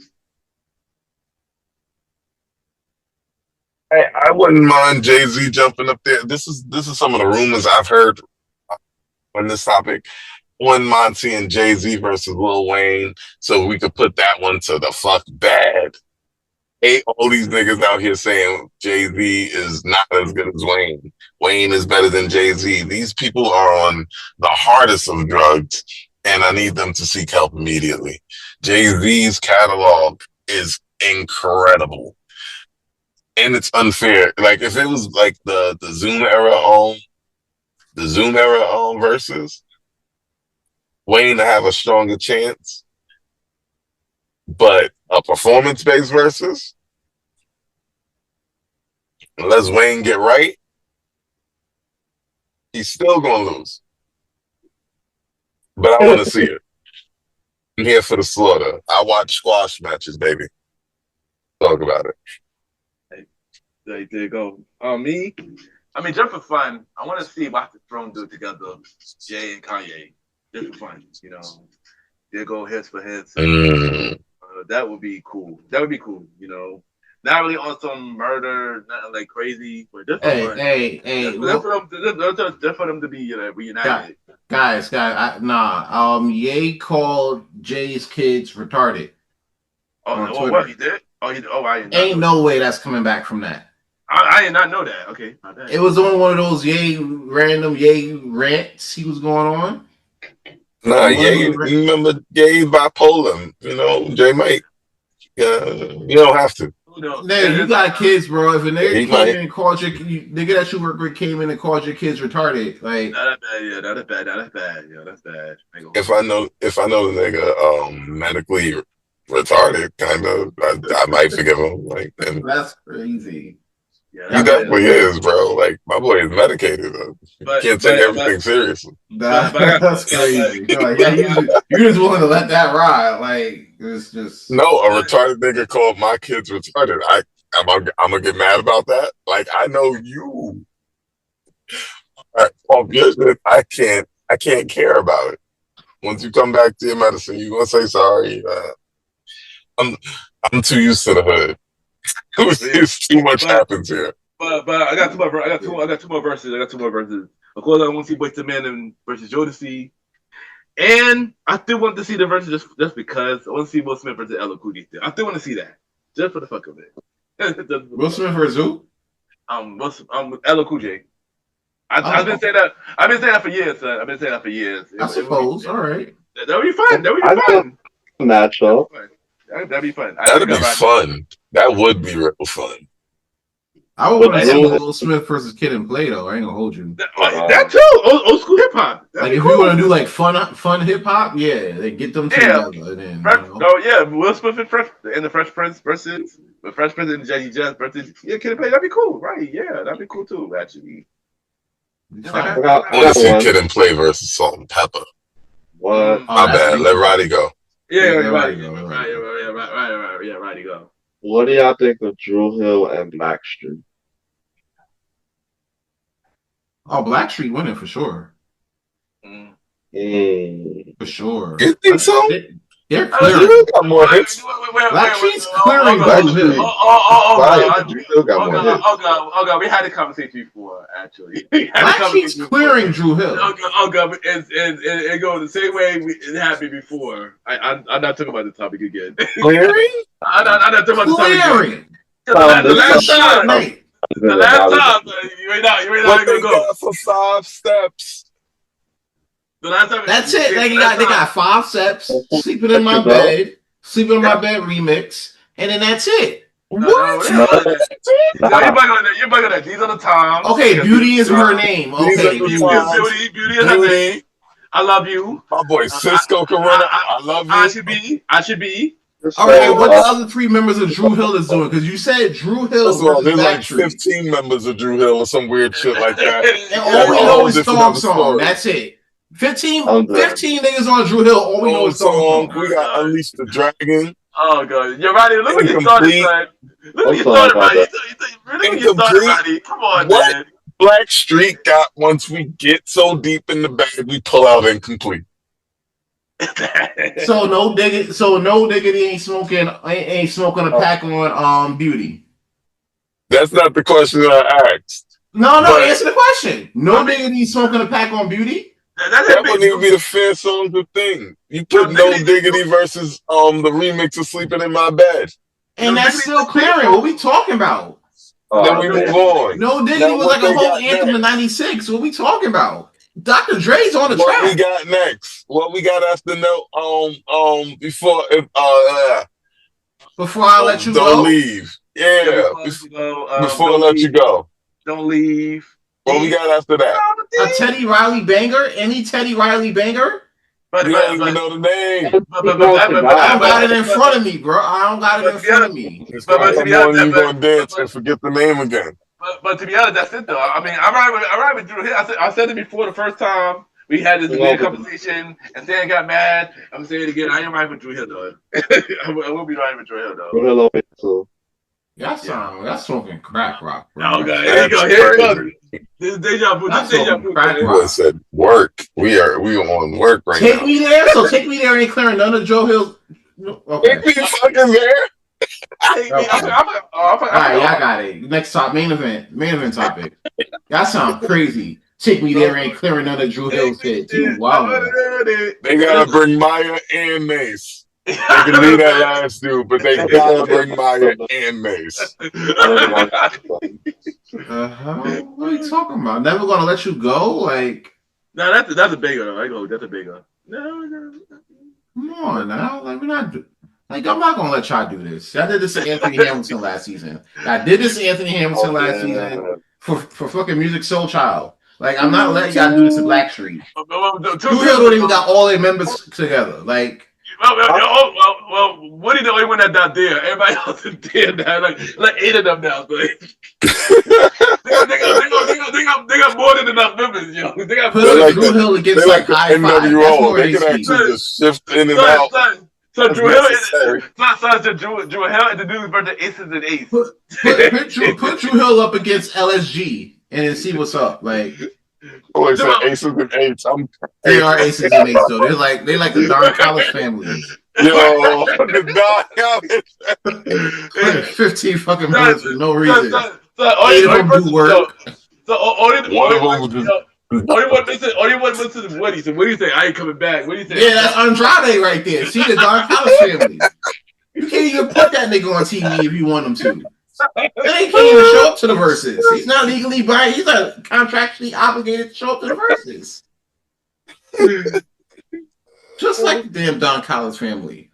It's fine. Just like the damn Don Collins family. Even without that nigga, it's still gonna be too many niggas. It is way too many niggas up there. That's the problem. At least with Blackstreet, you know, all it's the same. Around the same niggas. That's not true, because I heard members was left Blackstreet too. And okay, but there's not like 15 of them. And Teddy Reddy at one point wasn't Blackstreet at one point too, I believe. He wasn't. All right, but you ain't counting that either. Y'all not counting. He was a member. He was a member. All right, since y'all know who be in and out of the group, name the new 5 members of Drew Hill without looking it up. I'll wait. I can't think of the last 2 guys. And name them niggas from Blackstreet. I got you right now. Hold on. Nah, without looking up. I don't know Blackstreet at all. They go, oh, yeah. I'm done. I gotta look up Blackstreet. I don't know their members at all. Let's Teddy Riley was in the group at one point. Nah, but no funny shit. Teddy Riley's not in Blackstreet no more though, which is kind of crazy. I mean, I know he was at one point. He was at one point. He's not in there now. Like the current members is not nowhere near the same members. Yeah, they did the same thing too. So now we got both groups of shifting saying. Yeah, but here's the thing: Blackstreet in total had like 8 members, bro. Drew Hill got like 15. They got 2 Blackstreets. They got a Blackstreet and a side street. Like, listen, the rules is both of them can only bring 5 and 3 substitutes. Everybody else got to be in the crowd. Let's get to this main topic. Everybody else. Yeah, look at the. Let's hit the main event. Let's transition to the main event, bro. Yeah. Hold on. Before you, Blackstreet had 8 members altogether. And one of them died. Oh, RP. Yeah. Rest in peace. Yeah. And they had Dave Hollister, one woman man. Yeah. I forgot he was in Blackstreet. Yeah. And he left. He left. He did. He left. Yeah, he did. That's crazy. Yeah, Black Chauncey was in there the longest. Okay, I guess it's made the topic. All right, Mally, it's your time, bro. The main event, and the main event is we got to break it up into several parts, but we're going into the politics of the world. We're going into the politics of the USA, and we're going into the politics of New York City. We're going to start right there because New York City has a new mayor. Here's your winner in the new mayor of New York City, Mr. Almost messed up his name. Almost called him Zoran Mandani. Why Mamdani? Almost called him Jinder Mahal, bro. Oh shit! Are you trying to call him Muhammad Hassan? That's crazy. Yeah. Oh, that's you jumped out the way. All right. But we get accused of being racist like you would for everything in the world. No, we Zoran Mandani actually done New York City politics because they were pretty sure going to be Cuomo or Silva and took the election. Cowboy Chromo. Yes, sir. Had his last ride. Yeah. Zoran Mandani, 34-year-old, actual immigrant from Ghana. Shout out to Ghana. So my boy is African American. He's more African American than I am. Yeah, man. He caught me with that.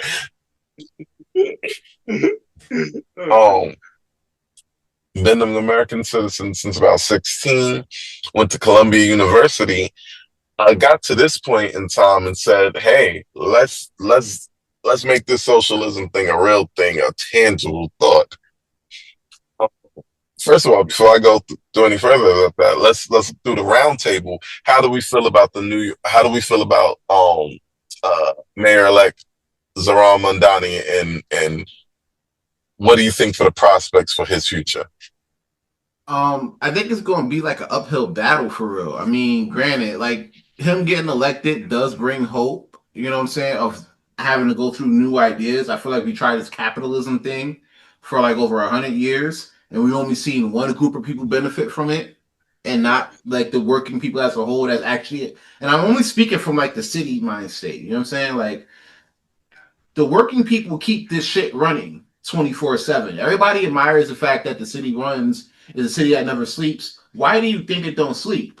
It's because regular ass everyday people push these wheels to keep this shit running for people to come and enjoy all year. You know what I'm saying? So you don't really see a lot of cities that do that like how New York do it. You know what I'm saying? That's why I always call it the most magical place on earth. You know what I'm saying? Because shit that you see here, you really don't see anywhere else. You know what I'm saying? It's just a fact. So for somebody to come on the campaign scene and lead with the fact that, you know what I'm saying, that he's keeping those people in mind for real, you know, is a jolt of energy in the space, especially now where from the top down is nothing but fuck the working people, get to this money, you know, let's get money from them so we can sit there and do what we want to do, you know, even if it's on a small level, you know what I'm saying? Like it brings a bit of hope for the people that's out here really pushing this city on.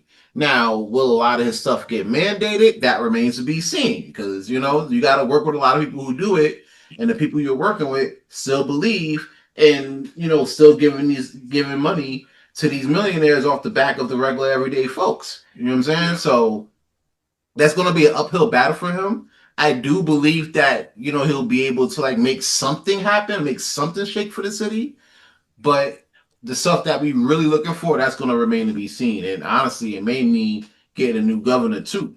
You know what I'm saying? So, yes, and she about to retire too. So she about to retire. So yeah, no, she talking about running again. But now she want to run again? Huh? She want to run again? Who? The governor? Yeah, she said she running again. I thought she was she ain't retired. Yeah, she ain't retiring. But she do got like some people that may run against her like in a primary. So they're mainly like up here. Like this one guy, Antonio Delgado. Like he ran up here and he won a seat up here, and that's how he became lieutenant governor.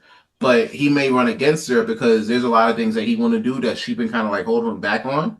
So now it's going to look like a thing where he's going to probably run against her. But depending on how that runs out, may depend on if Mom Donnie's really going to get a lot of leeway to do what he's going to do. Yeah. So yeah, but And, so far so good. To pick up what Sam said, yeah, I agree.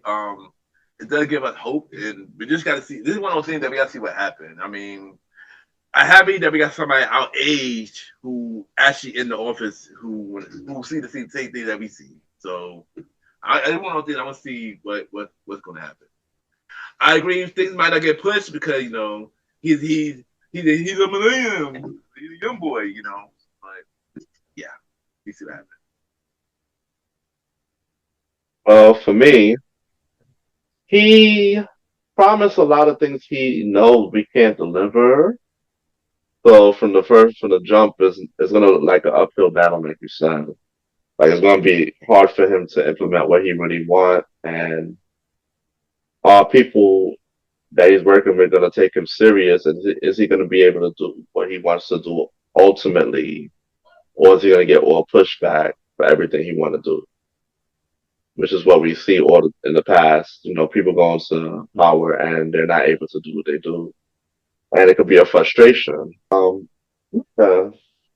Oh, we'll see how it goes. I mean, knowing that he's young and he's in office, I don't believe that everything he wants to happen is going to happen. He's gonna have a lot of pushback. That's what I believe about this guy being a new mayor. And right now, a lot of people have said they left New York City already. Well, hold on. You're right. I got something. You know what I'm gonna say to the people? Can I say something to people? Yeah. Bye. Yeah, and that's another thing I don't get though, because you're talking about me and they talk about they threaten to leave the city all the time. They did it during COVID, right? They left for a little bit and then they came back and now they're doing it again. Where you gonna go? You gonna go to Louisiana? What are you gonna do? You gonna go to Florida? You know what I'm saying? Like Man, yeah, go ahead. people been migrating to states I never heard of black people being there for the past 5 years. So I need to stop with it. Shout out to Wyoming.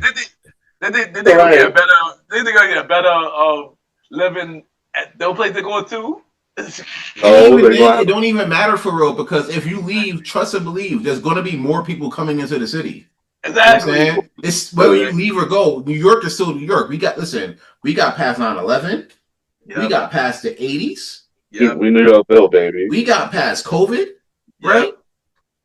We got past the riots. Yep. Like, no matter what happens in this city for real, we got past a blackout. No matter what happens in this city for real, at the end of the day, New York is still going to New York. Yep. You know what I'm saying? That's just what it is. So the billionaires want to leave. All right, cool. That's going to open up the gate for new money to come in. You know what I'm saying? So yeah, if you want to get that old money, take that shit to Florida, bro. You know what I'm saying? Where they be fucking each other's cousins. Wow, that's big for Florida. What? That's more of an Alabama thing. Like poor Alabama, Florida, right there. I mean, you talking about panhandle love? I got you. Yeah, that panhandle love. Hey, yo. Oh man. Yeah. That's how we are definitely not going to be on Store Season 6. So let's run it up. I did want to stop. So generally a positive view of Zohran Mamdani. My view is still very neutral because I'm kind of honestly on Roddy's side. You're promising a lot of stuff that you can't deliver. And my question is why? He knows he can't deliver it because the things he wants to deliver is against our whole system. In order to deliver it, the system would have to be on board. In order to deliver it, I think the American people would truly have to, not the American people, the people in New York City would truly have to understand what that means. Because you'd have to get the money from somewhere. Yeah. That's true. Right, let's talk about that. A part of this fall out of the sky. All right. Last time I checked. part of his plans was to charge more on registrations and cars, basically taxi for having cars, basically. Um, just off the registration based on the size of your car, mostly to promote less single car occupancy and to promote more clean travel like bikes or group travel like buses. But at the same time, he wants the buses to be free. Oh yeah, I heard about that. Basically, it's just going to require more of your money to pay for these things. Because of the way taxes work, even in this state, you as the normal person, your money is supposed to go. Well, we'll say it's supposed to go, and for the most part does. We do have large chunks of money missing out of the account, but the lights are stayed on, right or wrong. Mm. Some of the potholes be in the street too long, but the lights are on. And I think that's a lot to consider when we're saying, hey, we hate everything about capitalism. Is that a fair assessment? I don't hate everything about capitalism. I just hate how it doesn't benefit folks that are usually like pushing the wheel for the situation. You know what I'm saying? I do want people to get their money and everything like that, and the freedom to get their money, but at the same time, I don't like how it's used where we don't get it back to the people that are really working for it for real. You know what I'm saying? Should be working for pennies. We should be working for what we, you know what I'm saying? What's affordable for our families. So, yeah. That's wanting more wages. People associate that with wanting socialism, because socialism and all that does not equal more money for your family. It equals money not being a factor for your family. True. Right? So the bill is on him. Everything else is on you. So if money's not truly a factor, you begin to do state issued work. In the worst cases, like, I know there's a way to do it, but like, there's a lot to consider before we just say, hey, let's throw this away. Yeah, I Who think said capitalism doesn't work in capitalism is just a bit more cutthroat. Yeah. Right? And it's cutthroat based on the desires of the people who want stuff. You want stuff. Therefore, somebody has to make the stuff and sell the stuff to you. Who's going to make the most money? Most people at the top, even because they're still selling the stuff and they're taking care of like the production, the manufacturing, advertising, and everything of that sort. You know what I'm saying? And that's granted, that's fine that they're going to make the most from doing that because you're doing the most work. But and this is the part where I'm like, you have capitalism, like I said, you get into that part. For the most part, yeah, I'm fine with that part where you're being competitive in that lane. But as long as you're paying the people that's actively doing the advertising, actively doing the manufacturing, the production, and those stages, make sure those people are paid fairly. That could be done. Well, see, that is the hard part, because the question is, what's fair? Well, once somebody accepts the money,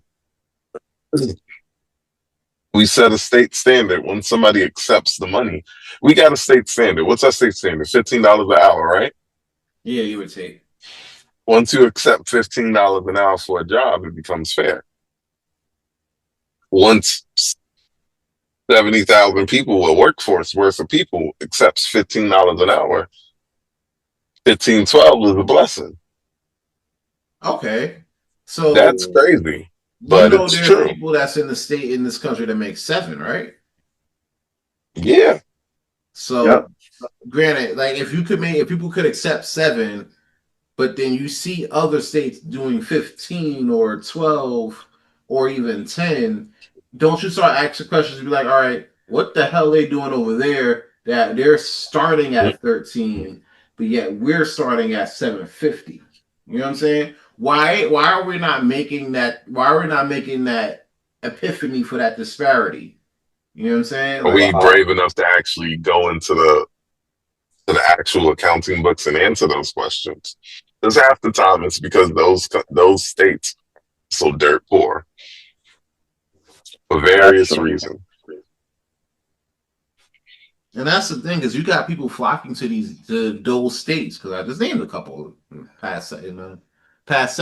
And that's the thing, like, like, see, this is where we get to it. And I know we were trying to go more outwardly. People want to know where the cost of living is slightly cheaper. That's true, but even the people that lives there can't afford that. Like, that's a whole city now. Like, there's nowhere in the country where you can get a 2-bedroom by yourself. Fact. That a fact. It's just true. So Now, where are we landing on fair at this point? For we know that's not fair. So how can we get to fair? Because we know the levels that we're at now isn't fair. So you got to understand what life is in America now, guys.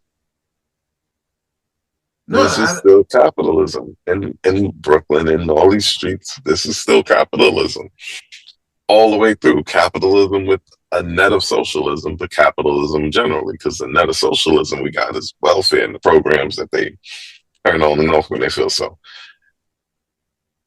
But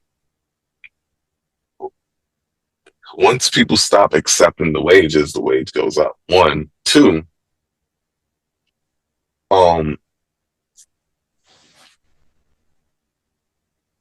Okay. In those same states that there are people making $7.38 an hour, are there not people also making $40 an hour? Well, that depends on averages. You got to go with your highest range of. You're not going averages. I'm just one to one. You kind of got to go on averages, bro, because you got to think about it. Like, if your minimum wage in that state is like, all right, it was like $7.25, right? And then you find out like who's like making like the highest in terms of hourly wage in that same state, and it could be like 40, but yeah, you'll have like anywhere between $7.25 and like maybe $40-$50 an hour. But that goes with different, occupations as well. You're not going to make $7.25 doing marketing. You know what I'm saying? Like, you're not really going to make $7.25 doing that. But typically, for the most part, depending on what field you're in, you're more than likely not making a fair wage. More likely than not. Because if so, we could afford more. Nowadays, we can't afford shit for various reasons. But that's if we're talking about base level, that's where you start within the state. We could do that here in New York. We got like a top 3 economy in the state. We see from the state right now, we can pretty much fund ourselves to the tune of like small countries for the most part. So, I mean, other states. I want you to understand. Okay, let me also remember this. Okay, you want your job to pay you more, right? Mm-hmm. You want a fair living wage. I think everybody should have a fair living wage. I think we should have started at fair living wage, but we didn't. We started at lowest wage acceptable.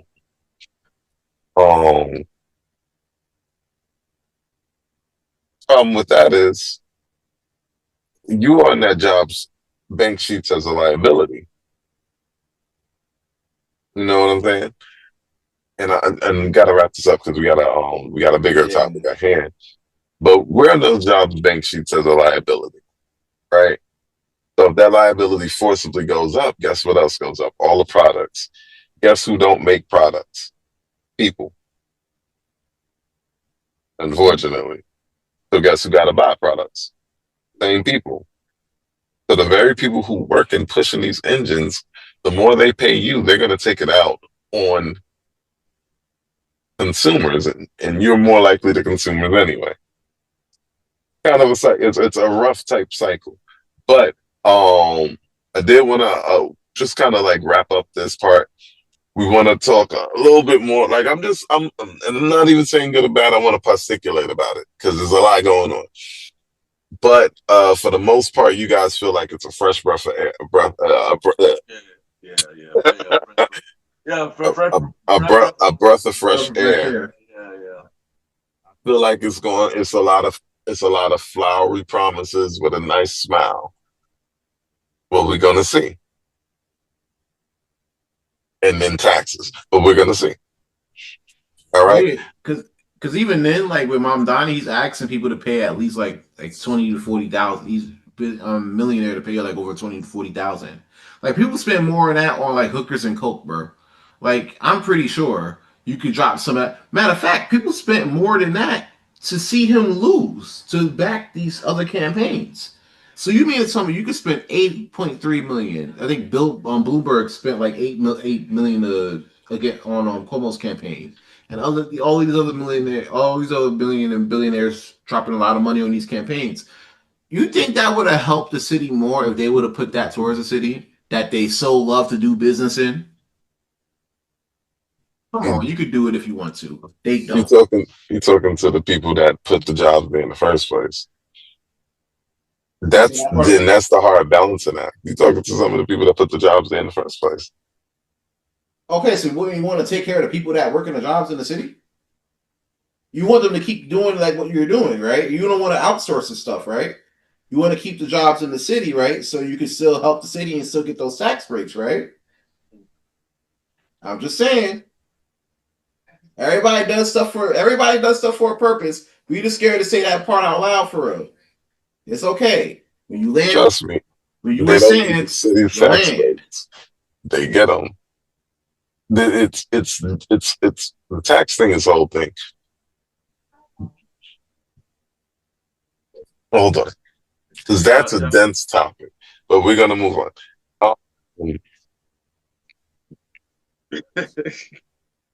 I'm just saying, when you land with Sands, you land. I would say shout I'm out crying. I'm gonna say shout out to Sands and shout out to Ashante Sands, yo. Yo, fuck you, son. Next topic.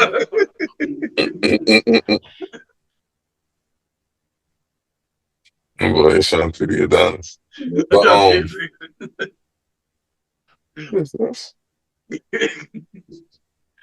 all right, so basically our next topic is a big one.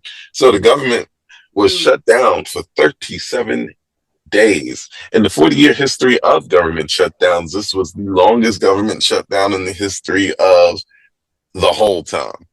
Ridiculous, you know. And both times with this ridiculous person in office. Both times with Trump. This government shutdown was actually extended by the Democrats, looking to get him to keep the healthcare extensions in place because they know he's going to try to dismantle the ACA. So they were looking to get him to keep it in place just for a bit longer to keep more people from just having rates hiked up so that they, get dropped off of it. Based on all reports, they eventually succeeded that just to get the government back online. Basically, our government shut down this 37 days that took food out of people's mouths, that you weren't getting paid for jobs. That had people working for no money. No money at all, yeah. Was done basically as a power play, a month and change long tug of war, week-long tug of war. And a lot of people were looking in the food banks and having lines. There was just panic all around. How do you feel the American people are gonna recover from that going forward? Let's start with you, Roddy. I see the background. That's yeah. Right now, as of today, I was watching the news and they're basically doing a protest in front of the White House. The good news is that the people that did stay on and work during the government shutdown is getting a bonus. But it was a hard disruption with the airports and air traffic controllers and all of that at TSA. So, it's still a little sting there. People, like you said, people left hungry. It was a lot that went on during this government shutdown, and we hope that, they said that things are funded till like January. Hopefully in January they don't have another one. But we don't know if it'll go longer. So it's just like, a repeat cycle that could happen again and again. What I gotta say about that. That's very true. Especially if you see they trying to squeeze people off food stamps. Think that was a big thing he wanted to do. As long as you can keep it on, you can squeeze people off the food stamps, get less people relying on the government for money, then less people have to ask questions about what happened to the money. That's kind of messed up. What y'all feel? I think that this kind of shows in certain senses that a lot of this does become a game to them, to like politicians and stuff like that. Um, we went through the whole shutdown before, and at least like on the surface level of things, seeing how this whole thing played out from beginning to end, it kind of felt like a game for real because like on the surface level, even though the Democrats didn't really come away with nothing for real. I mean, they did get like a lot of the Epstein stuff out. So I guess if that was the plan all along, then hey, good job, you did that shit. But if you were really trying to get stuff for the people, you know what I'm saying? Like, I feel like you didn't really come away with that because we still don't got the healthcare stuff lined up. You know what I'm saying? Republicans has been trying to come up, hasn't come up with a replacement for Obamacare since it was named. They say they got a plan, but they never got a plan. It is their only plan was to get that man name off of it. That's really what it is. That's really what it is. They don't got a plan, son. They don't got a plan. They don't got a plan. The only plan is to get the man's name off of it. If they did a single payer healthcare system and then put it as Trump care, they'll sign it tomorrow and they'll say it'll be the best thing for the country. And honestly, it would be because it'll bring the cost way down. You know what I'm saying? But they ain't that smart to think about that yet. So I'm like, all right, cool. But there's no plan for them. So Their plan is not to pay for people. Like, they don't want to pay for people. They want to go back to what almost every Republican president, except I think Bush, tried to take a swipe at turning off the welfare. and it And really that's affects, since Truman. and honestly, it affects their voters. Their voter, like Republican voters, are the most like they'll try to frame it on black people all they want, but the facts are the facts. Republican voters are the most beneficial for welfare, for DEI, for all of these programs. You know what I'm saying? But everybody's too scared to say that fact. So what they do, they blame it on us, like they always do. You know what I'm saying? Like that's what it is. So when you talk about, oh, we're going to try to take welfare, who's you're really hurting your own voters because most of your voters are on those programs that you're trying to take away that you claim is for us. And while it benefited us to an extent, it didn't do it as an extent as it was for the whites. So yeah, they'll be cutting their nose off to spite their face every single time they try to take away or pull the plug on like welfare. So Sounds like what we saw in 2017. A lot of Trump voters actually turned, after it was kind of too late once once Trump started turning off Obamacare on them. mm-hmm. And it's weird because the country is in a very weird spot. Let me put y'all on to something. They're actually about to monetize debt or have monetized our debt in the form of like token coins. Mm-hmm. What? So they're turning our debt to coins, selling it off to clear the debt. There's treasury coins. Trump and his family and all of them, they're getting their hands on those things, putting this out there so that we could actually start looking at things, putting our hands on there, because those things are gonna go up. But those things are also a true basis in the American, like, this is how this country is gonna work. Like, we in a weird space in America because we're looking at a global economical change. We're looking at some stuff that we don't see every day, right? The penny, we talked about it earlier. The penny going away in America is a big deal because the penny's gone in a lot of other places. We'll find a Jamaican penny. Hmm. You know what I'm saying? Yeah. I didn't know. Yo, So, like, the penny's gone in a lot of places. How do y'all, before I talk a little bit more about that, how do y'all feel the economy is going to get affected by cryptocurrency becoming more interwoven? It's definitely gonna that's I feel like at one point it's probably not gonna be in our lifetime, but I feel like crypto is definitely gonna replace the dollar. yeah. You don't think it'll be in our lifetime? It'll probably be like we're in our 30s now. It'll probably be like in another like 20 to 30 years at the earliest, because right now crypto's unregulated. Like, you know what I'm Yo, saying? Like, yo, we'll still be here. We'll still be here. we'll still be here, but we'll be like the old niggas on the block for real. You know what I'm saying? Like the really old niggas on the, not the really old niggas on the block, but you know what I'm saying? Like we'll be close. There'll be less sunsets in front of us than behind us. You know what I'm saying? For That's that true. most part. But by that point, you think about it, right? Like I think it's definitely going to be a replacement for the dollar.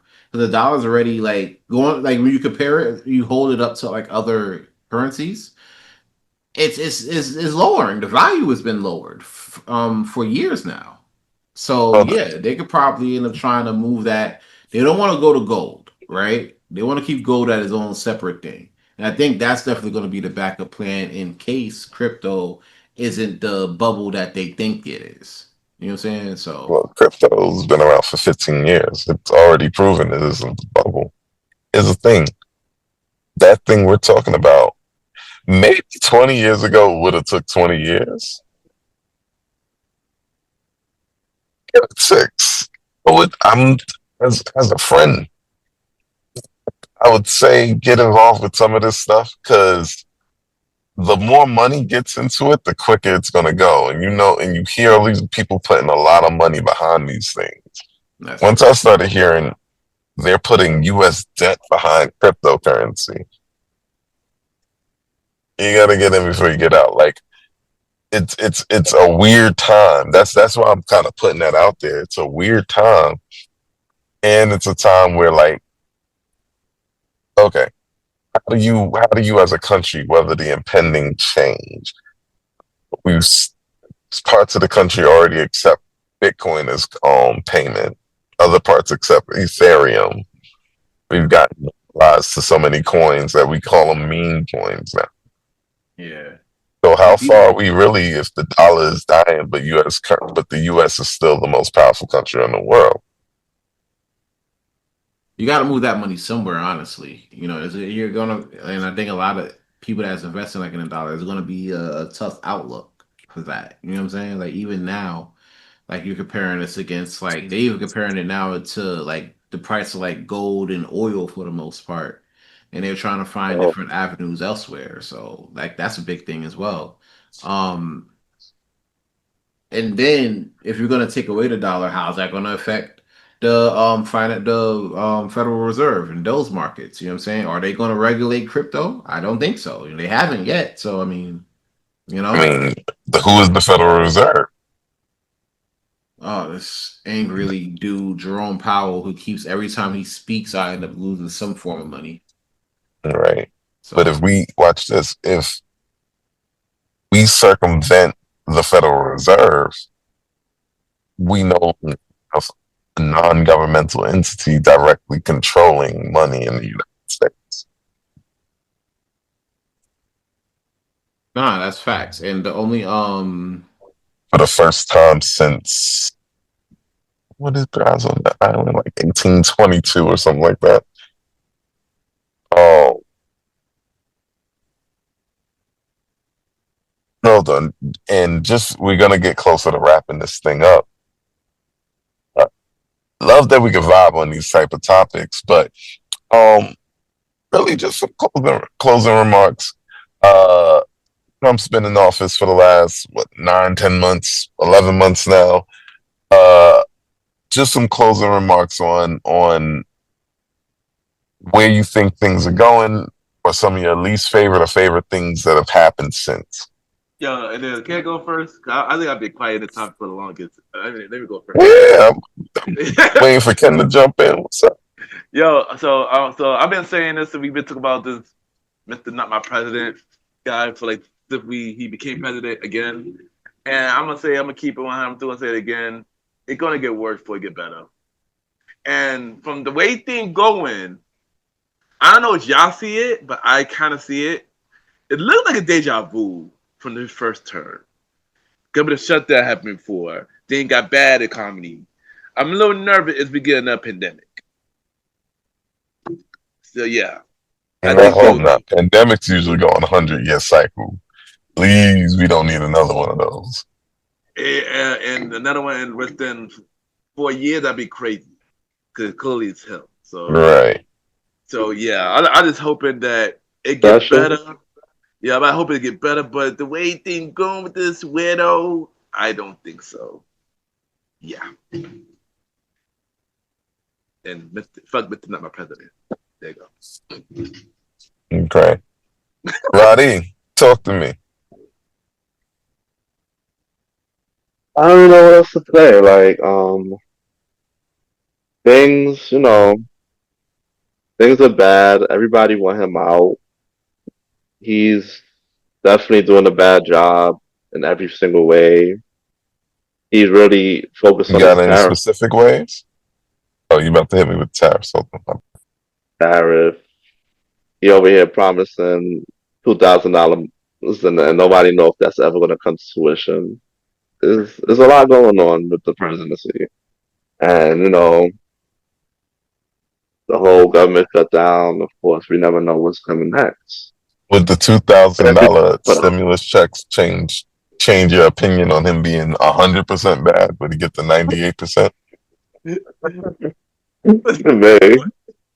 But really, Roddy. So he'll give you $2,000 that would make these better. That's you sold yourself the trunk, but you sold yourself the trunk, but and honestly, here's the thing. That's not so surprising. That's not so surprising. You'd be surprised how many of these folks, especially in our community, be selling their soul for that little $2,000. You know what I'm saying? Forget the fact they promised y'all $5,000 in the first 6 months. Yeah, I ain't get that.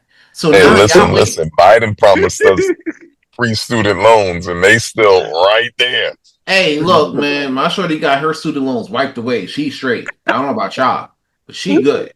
So yeah, there's that. But y'all still down 7 bands waiting on Trump to feed y'all. You know what I'm saying? Y'all need to get up on this trading shit. Y'all need to get up on selling something. You know what I'm saying? Like doing something. Start getting there to we your go. own bag. You need to capitalize on your own abilities and go make some money. Yeah, don't wait for Trump to sit there and give you two bands. Back, yo. Don't take that weirdo money. And I'm not saying, Roddy, you waiting for him to give you 2 bands. I'm just saying, don't wait for him to give you 2 bands. No, we're not. We're living our life. Don't say you're sold to. Don't say you're sold to the Orange Man. Hey, I know some shorties that go to Dubai selling they souls for less. Right, girls are selling their face for $2,000 and a good ass vacation. You just all expense paid and $2,000. You can turn their face into a toilet seat. You just gotta take a halal flavored dookie real quick. You know what I'm saying? Like this is terrible. Oh, dang. Hold the white sauce. You feel me? Like there you go. I'm gonna finish up with this.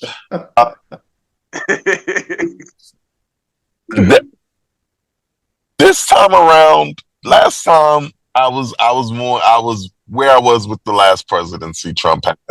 It was like you were right for the bit. Dark. I was never just understood that nothing happened. Nothing was gonna happen that we couldn't surmount. Understood. It made me want to actually take some time and start understanding how these things gonna work a little bit better, which I did. But I understood off the rip that nothing was going to happen that we couldn't surmount or that we weren't used to. Things were not going to change OD. They were going to change in the long term, which they did. Our taxes look very different. However, this particular presidency this particular time, I'm going to start saying this to you. This particular time, especially this particular presidency, a lot is going to change, and I want us to prepare for it.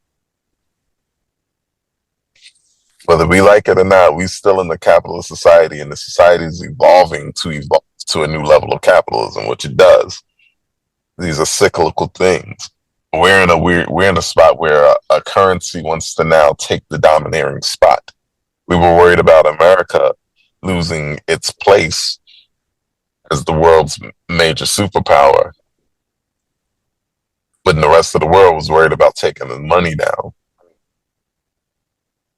So I gotta say it's for everybody. This time around, buckle up.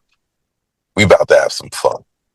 And I mean that sarcastically. Y'all have a good time with that. I'm trying to get rich though. I'm gonna show if we gonna throughout this show, and if we last the next 4 years, we're gonna walk through how we get rich step by step from broke to rich in a rough economy with a rough president during the big shift, because the shifts is when the shift happens. Talk to him, Ken. That's a fact. And there you go. And that is an episode of the Premier Boy Podcast, the season 5 premiere of the Premier Boy Podcast. It's your boy Ken, aka MrGentleman. Follow me on IG, Ken _MrGentleman. Ken, Ken _Mr. MR, Gentleman, GentleMan. Mr. Gentleman, like that podcast every Sunday for the main series, every Thursday for spin-off series Thursdays, where we have shows like a conversation about music every first Thursday at 12 p.m. Date night talk podcast with myself and Ms. Vanna B every second Thursdays at 12 p.m. The old school show with myself and the Star Rider Ride every fourth Thursday at 12 p.m. And the Top 20 Countdown show with myself and Ms. Jalen every third Thursday at 12 p.m. All shows for spin-off series Thursday returning in 2026, including the newest spin-off series Thursday show, Date Night Talk Stories, also coming in 2026. Jim! Hey, new Ken. Jim! Y'all got me fucked up. Jonte says. Jonte says. That got me fucked up. First of all, fuck y'all niggas, right? For this bullshit ass bet, number one. 2, fuck all the Trump supporters that fake went out and voted for him. You know what I'm saying? I'm glad the episode's over. I have thoroughly enjoyed myself and jousted with some fine people on this pod. And I want to thank you, the fans, showing up out here and listening to season 5, the premiere episode of the Premier Boyz Podcast. You can follow me at Aaron Sands Premier. You already know what it is on IG. Aaron Sands Premier, link in the description. King Talk Sands on Twitter X and Good Pods, link in the description. You already know what it is. Yeah. Fuck this wig, yo. Roddy, go. Yo, shout out to y'all. First before Roddy go, yo. Shout out to you, Sands, for wearing that wig, son. You finally did the bet. Shout out to you, son. Hey, fuck shout out to your new alter ego, Asante Sands. If you ever come back, yo, come back. Nah, we're not doing that. We're not doing that. Okay, my bad. Okay, Roddy, go. Yeah, you got me, the Star Roddy Rod. Star Time Live, check it out on every other Friday. You already know. Instagram. Follow Instagram at Star That Time Roddy on IG. The Star Roddy Rod on TikTok. Get the numbers up on those socials. And follow for updates on everything I'm doing, whether it be the podcast, interviews, skits, or acting. It's all on there.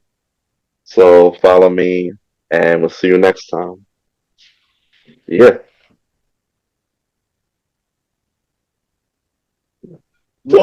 Chief. There it is. Hey. Oh, let the chief. Where's the name to the sound to you? The tribal chief.